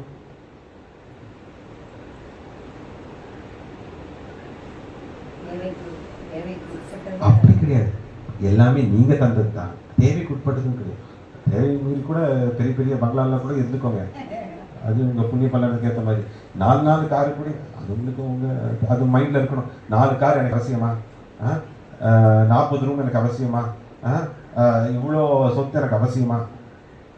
ஆனா இருந்தாலும் அந்த சென்ஸ் ஆஃப் ப்ரொப்ரைட்டர்ஷிப் அப்படின்னா என்ன அர்த்தம்னா, எதுவுமே என்னோடது இல்லை, எல்லாமே கடவுள் கொடுத்தது. கடவுள் கொடுத்த வீட்டில் இருக்கேன், கடவுள் கொடுத்த கணவரோட வாழ்ந்துட்டு இருக்கேன், கடவுள் கொடுத்த மனைவியோட வாழ்ந்துட்டு இருக்கேன், கடவுள் கொடுத்த உடம்பை பயன்படுத்திட்டு இருக்கேன், கடவுள் கொடுத்த மனசை நான் நல்ல வெளியில செலுத்திட்டு இருக்கேன், கடவுள் கொடுத்த அறிவு, கடவுள் கொடுத்த திறமை, கடவுள் கொடுத்த சக்தி எல்லாமே கடவுள் கொடுத்தது கொடுத்தது கொடுத்தது. என்னோடது இல்லை, கடவுள் கொடுத்தது கொடுத்தது அப்படின்ற உணர்வுல எல்லாத்தையும் அனுபவிக்கலாம். கார்ல கூட போடலாம், கடவுள் கொடுத்த கார்ல போயிட்டு இருக்கேன், கடவுள் கொடுத்த ஆரோக்கிய சேரிய இன்னைக்கு கிராண்டா வந்திருக்கேன். அப்படியே ரொம்ப அப்படியே சிம்பிளெல்லாம் வராதிங்க. அவதாரக்கிட்ட ரொம்ப கிராண்டா வாங்க, ரொம்ப 10,000 புடவை, 20,000 1 லட்சம் புடவை கட்டினாலும் பரவாயில்ல. அது ஆனா கடவுள் நீங்க கொடுத்தது, அதுதான் அது ரொம்ப முக்கியம். அந்த விஷயம் ரொம்ப முக்கியம். எதையும் அனுபவிக்க வேண்டாம்னு சொல்ல, கடவுள் கொடுத்தது அப்படின்னு அனுபவிக்க, அதுதான் ரொம்ப. அப்ப என்ன அர்த்தம்? எது என்னோடது இல்லைன்னு அர்த்தம். என்னோடது இல்லைன்னா நான் கடவுளுக்காக இதை எப்ப வேணாலும் நான் கொடுக்கலாம், தர்ம காரியத்துக்காக, அதுவும் இருக்கு. கோப்திரத்துவே வாரணம் தத்தா ஆத்ம நிக்ஷேப கார்பண்ய சத் விதி சரணாகதி. ரொம்ப முக்கியமான பாயிண்ட் என்னன்னா, சுக துக்கத்துல என்னைக்குமே சமநிலையில இருக்கணும், சமநிலையில இருக்கணும். அது எப்படி அந்த விசுவாசம் ஃபெய்த் இருக்கணுமோ, கடவுள் என்னை கைவிட மாட்டார், எந்த நிலையிலும் கைவிட மாட்டார். எவ்வளோ சோதனை கொடுத்தாலும், எவ்வளோ துக்கத்தை கொடுத்தாலும் எல்லாமே என்னோட மேல்நிலைக்காக தான் அப்படின்ற ஒரு விஷயம் இருக்குமோ, அதே மாதிரி சுக துக்கத்துல சமநிலையில இருக்கும். இது ரொம்ப முக்கியம். துக்கம் வந்திருக்கா, இதுக்கும் ஒரு காரணம் இருக்கும். சுகம் வந்திருக்கா, இதுக்கும் ஒரு காரணம் இருக்கும். எல்லாத்தையும் ஒரு அனுபவிச்சு மேல்நிலைய மனசை பக்குவப்படுத்துறதுக்காக தான் இந்த நிலையை கொடுத்திருக்காருன்ற அந்த புரிதல் இருக்கும். முக்கியமா 6வது நிபந்தனை, ஐ ஹேவ் சரண்டர்னு சொல்லவே கூடாது. சரண ஆவரண துஷ்டி, சரண்டர் ஆயிட்டேன் வாயிலே மட்டும் சொல்ல மாட்டாங்க. நீங்க சரண்டர் ஆயிட்டீங்கன்னா உள்ள இருக்கிற பரமாத்மாவுக்கு தெரியும், எல்லாமே கொடுத்துருங்க. I have surrendered all to you Swami அப்படின்னு சொன்னாலே சரண்டர், அந்த ஐயே சரண்டர் பண்ணலன்னு இருக்கு. You have made me to surrender. நீங்க என்ன சரண்டர் பண்ண வச்சுட்டீங்க, சரணாகதி பண்ண வச்சுட்டீங்க அப்படின்றது உணர்வு. அங்க என்ன ஐ ஆம் சரண்டர்லயே ஒரு ஐ இருக்கு, அந்த ஐயும் இல்லாம தான் விதி சரணாகதி. 6 நிபந்தனைகள் சரணாகதிய எடுத்துட்டு போகும். இன்னைக்கு யதார்த்தமா பார்த்துக்கோங்க. இந்த உதாரணத்தை நான் சொல்லிட்டே இருக்கேன். ஒரு விவசாய அப்பா, அந்த அப்பாவுக்கு 2 குழந்தை இருக்கு. 2 பையன் இருக்காங்க, 2 பசங்க இருக்காங்க. ஒரு பையன், மூத்த பையன் என்ன பண்றான், அந்த 2 பேருக்குமே சரிசமமா அந்த சொத்தை பிரிச்சு கொடுத்திருக்காரு. நீ ஒரு 15 ஏக்கரை நிலப்பரப்பளவுல விவசாயம் பண்ணு, நீயும் ஒரு 15 ஏக்கரை நிலப்பரப்பளவு விவசாயம் பண்ணு அப்படின்னு சொல்லியிருக்காரு. ஒரு பையன், அந்த பெரிய பையன் சொல்லிட்டு கடினமா உழைச்சு எல்லா விதமான விஷயத்துக்கும் பண்ணி அறுவடைக்கு தயாராகிறான். 2வது பையன் என்ன இருந்தாலும் நம்ம அப்பா நம்மளுக்கு கொடுக்கதானே போறாரு அப்படின்ற அந்த மெத்தன போக்குல என்ன பண்ணிடுறான், குடிச்சிட்டு நேரத்தை விரயம் பண்ணி சோம்பேறித்தனமா எதையும் ஒரு முயற்சி எடுக்காம பண்ணிடுறான். இப்போ இந்த அப்பா, இந்த உலக ரீதியான அப்பா, இந்த சொத்தை, இந்த பொருள் சார்ந்த சொத்தை கொடுத்த அப்பா மறுபடியும் இந்த சின்ன குழந்தைய உற்சாகம் பண்ணிட்டே இருந்தான்னா, என்ன இருந்தாலும் 2 பேர் என்னோட பசங்க தானே, 2 பேர் என்னோட பசங்க தானே, நான் 2 பேருக்கும் ஏதாவது பண்ணணும், அதுதான் சரிசமமா எல்லாத்தையும் கொடுத்துட்டாரு, எல்லாத்தையும் கொடுத்துட்டாரு. ஆனா இருந்தாலும் ஏதாவது பண்ணணும்னு சொல்லிட்டு அந்த 2வது பையனுக்கு மறுபடியும் நிறைய உதவி பண்ணிட்டே இருந்தா, இப்போ முதல் பையன் என்ன ஆயிடுவான், நான் பண்ணாலும் அப்பா அவங்களுக்கு பண்ணதான் போறாரு, பண்ணலனாலும் அதே மாதிரி எனக்கு கொடுக்கதான் போறாரு அப்படின்ற அந்த ஒரு மெத்தன போக்குல அவன் முயற்சி பண்றதையும் அவன் நல்ல காரியத்தில் ஈடுபடுறதையும் அவன் நிறுத்திடுவான். இது பண்ணக்கூடாது. அப்ப உலக ரீதியான விஷயத்துக்கே இப்படி ஒரு தந்தையால அந்த சொத்தை கூட அந்த பையன் தகுதியானதுக்கு அப்புறம் தான் கொடுப்பாங்க. தகுதி அடையணும்னு இப்போ எல்லாத்தையும் எடுத்துட்டு போயிடுறாங்க. ஆனா இருந்தாலும் இந்த காலம் அப்படியே இருக்கு. ஆனா இருந்தாலும் தகுதி ஆனதுக்கு அப்புறம் தான் அந்த சொத்தெல்லாம், அந்த பொறுப்பெல்லாம் வழங்கப்படும். பொருள் சார்ந்த சொத்துக்கே இவ்வளோ நிபந்தனைகள், இவ்வளோ கண்டிஷன்ஸ் எல்லாம் இருக்கும்போது அருள், பேரருள், மோட்சம், ஆத்ம ஞானம், பிரம்ம ஞானம், உயர்ந்த விஷயம், அதுக்கு ஒவ்வொருத்தரையும் தகுதி படுத்திட்டு தான் கடவுள் அதை கொடுப்பார். கடவுள் என்னும்போது சமதர்ஷி, யாருக்குமே எந்த பார்ஷியாலிட்டியும் கிடையாது. உங்களுக்கு அனுகிரகம் கிடைக்கலன்னா அதுக்கு உண்டான முயற்சியில நீங்க ஈடுபட்டிருக்கீங்க, முழுமையா ஈடுபடல, கடவுள் எதிர்பார்க்கிற அளவுக்கு ஈடுபடலன்னு அர்த்தம். அப்படிதான் நடத்தும் போது தான் உற்சாகத்துல இன்னும் பயிற்சியில ஈடுபட்டுட்டே இருப்பீங்க, இன்னும் சாதனா பண்ணிட்டே இருப்பீங்க. அப்படிதான் ஒரு ஆத்மா யதார்த்தமா பரமாத்மா கிட்ட கேக்குது, நாங்க எல்லாம் உங்க குழந்தைங்க தானே, ஏன் இந்த பாகுபாடு, ஏன் இந்த பார்ஷியாலிட்டி, ஒவ்வொருத்தருக்கும் மட்டும் பெரிய அனுகிரகத்தை கொடுத்துறீங்க, உங்களை பார்க்கக்கூடிய பாக்கியம் கொடுத்துறீங்க, வைகுண்டத்துல இடத்தை கொடுத்துறீங்க, கைலாசத்துல இடத்தை கொடுத்துறீங்க, மோட்சத்தை கொடுத்துறீங்க, எங்களுக்கு ஏன் கொடுக்கல அப்படின் போது பரமாத்மா எப்படி பதில் சொல்றாரு, என்ன சொல்லுவாரு சொல்லுங்க. ரொம்ப சந்தோஷம், ரொம்ப சந்தோஷமா இருக்கு, ரொம்ப ஆனந்தமா இருக்கு, அப்படியே மெய் மறக்கிறேன். ஏன்னா நீ என்னோட குழந்தைன்னு சொல்லியிருக்கல, அதை நினைச்சா ரொம்ப சந்தோஷமா இருக்கு.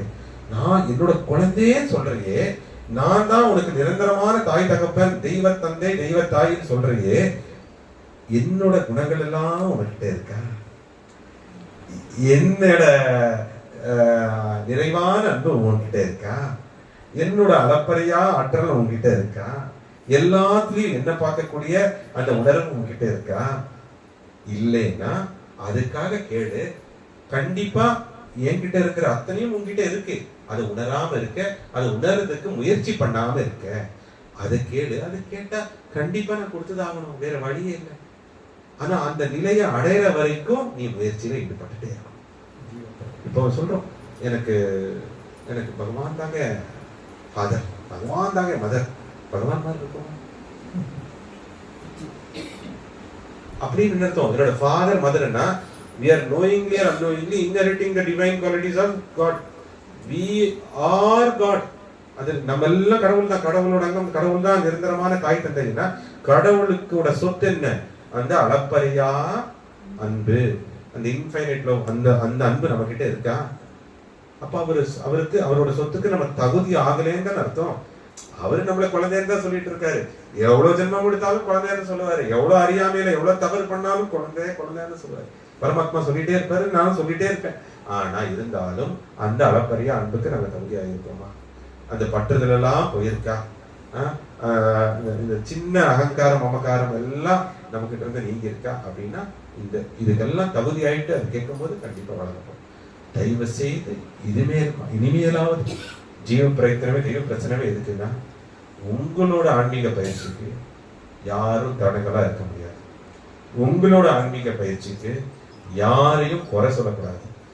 உங்களுக்கு தெய்வ அனுகிரகம் கிடைக்கல அப்படின்றதுக்கு தெய்வத்தையும் குறை சொல்லாதீங்க, உங்களையும் தாழ்த்தி இடப்படாதீங்க. அதுக்கு உண்டான முயற்சியில ஈடுபட்டுட்டே இருங்க, பயிற்சியில ஈடுபட்டுட்டே இருங்க. ஒரு நாள் அதுக்கு உங்களுக்கு கொடுக்கப்படும். குறை சொல்லாம இருக்கிறது பெரிய பயிற்சி. எதையும் பிளேம் பண்ணாம இருக்கிறது. எனக்கு அது கிடைக்கல, அது கிடைக்கல, இது கிடைக்கல, இது கொடுக்கல, இவ்வளவு நாமம் சொன்னேனே, தினம் வந்து பாராயணம் பண்ணேனே, அபிஷேகம் பண்ணேனே, ஜோசியர் சொன்ன மாதிரி எல்லாமே பண்ணேனே, ஒன்றும் கிடைக்கலையே அப்படின்னு சொல்லி ஏதாவது உடனே கிடைச்சதுன்னா we become more complacent. அதே சமயத்துல ஏதாவது விஷயம் பயமுறுத்துற மாதிரி நடந்துச்சுன்னா we become more fearful. பயந்த சுபாவத்திலும் இருக்கக்கூடாது, ஏனோ தானோன்னு மெத்தனை போக்கிலும் இருக்கக்கூடாது. இது ரெண்டும் ஆபத்து. அந்த உணர்வை அடையிற வரைக்கும் அந்த முயற்சி, அந்த பயிற்சி நடந்துட்டே இருக்கணும். இதுதான் ஜீவ பிரயத்னா தெய்வ பிரச்சனை. இன்னும் சொல்ல போனோம்னா பல ஜென்மங்களா ஏதோ பிரயத்தனம் பண்ணியிருக்கீங்க, ஏதோ இல்லை நிறைய பிரயத்தனம் பண்ணியிருக்கீங்க. அதனாலதான் இந்த தெய்வ பிரசன்னாவில் இந்த விஷயத்தெல்லாம் நான் சொல்லிட்டு இருக்கேன். பகவத்கீதை எல்லாம் முடிச்சுட்டு கிருஷ்ண பரமாத்மா எல்லாத்துக்கும் அந்த அர்ஜுனனுக்கு சொல்றாரு. ஏன்னா அர்ஜுனனுக்கு மனசுல ஒரு சந்தேகம் இருக்கு. I am transformed. எல்லா ஞானத்தையும் எனக்கு கொடுத்துட்டீங்க, விஸ்வரூபத்தை காட்டிட்டீங்க, உயர்ந்த ஞானத்தை கொடுத்துட்டீங்க, எல்லாம் பண்ணிட்டீங்க. ஆனா இதே ஞானத்தை கொஞ்சம் துரியோதனுக்கு அந்த பக்கத்துல இருக்கிறவங்க எல்லாம் கொடுத்துருந்தா எல்லாம் டிரான்ஸ்ஃபார்ம் ஆயிருப்பாங்களே. அப்புறம் இதுக்கு போரு, குருக்ஷேத்திர பூமி. கிருஷ்ண பரமாத்மா சொல்றாரு, வெரி குட் கொஸ்டின், கரெக்ட் தான். நிறைய வாய்ப்பு கொடுத்தேன், 11 வாய்ப்பு கொடுத்தேன் துரியோதனுக்கு, இருந்தவே இல்லை, சொல்லிட்டே இருந்தேன்.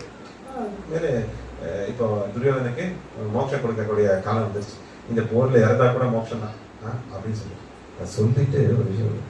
அது இருந்தாலும் துரியோதனுக்கு அந்த மோட்சத்தை தான் கொடுக்குறேன், இந்த எப்படி இருந்தாலும் இந்த போர்ல தோக்க போறோம், அது உனக்கே தெரியுது, அதர்மா அழிஞ்சாகணும். ஆனா உனக்கு இருந்த ஞானத்தை கொடுத்துருக்கேன், என்னோட பாவத்தை கொடுத்துருக்கேன்.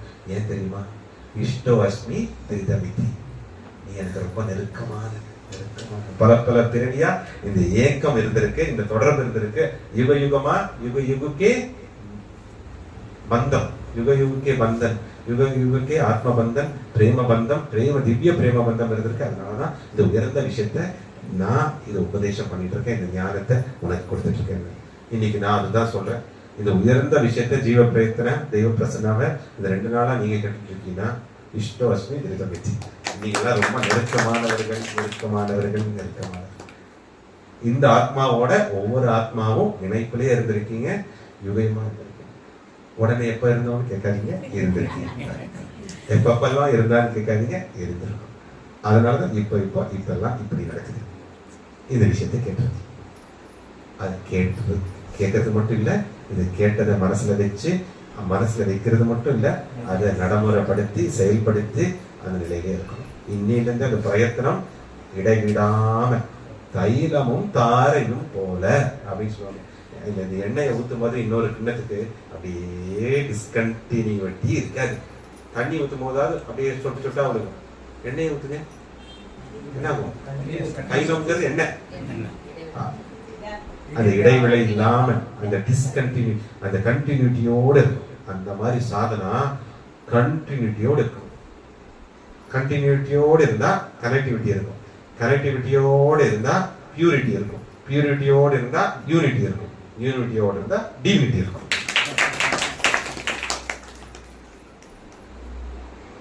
இதுதான் டீ. இதுக்கு மேல என்ன டீ சொல்லணும்னு தெரியும். வேற டீ என்ன இருக்கு?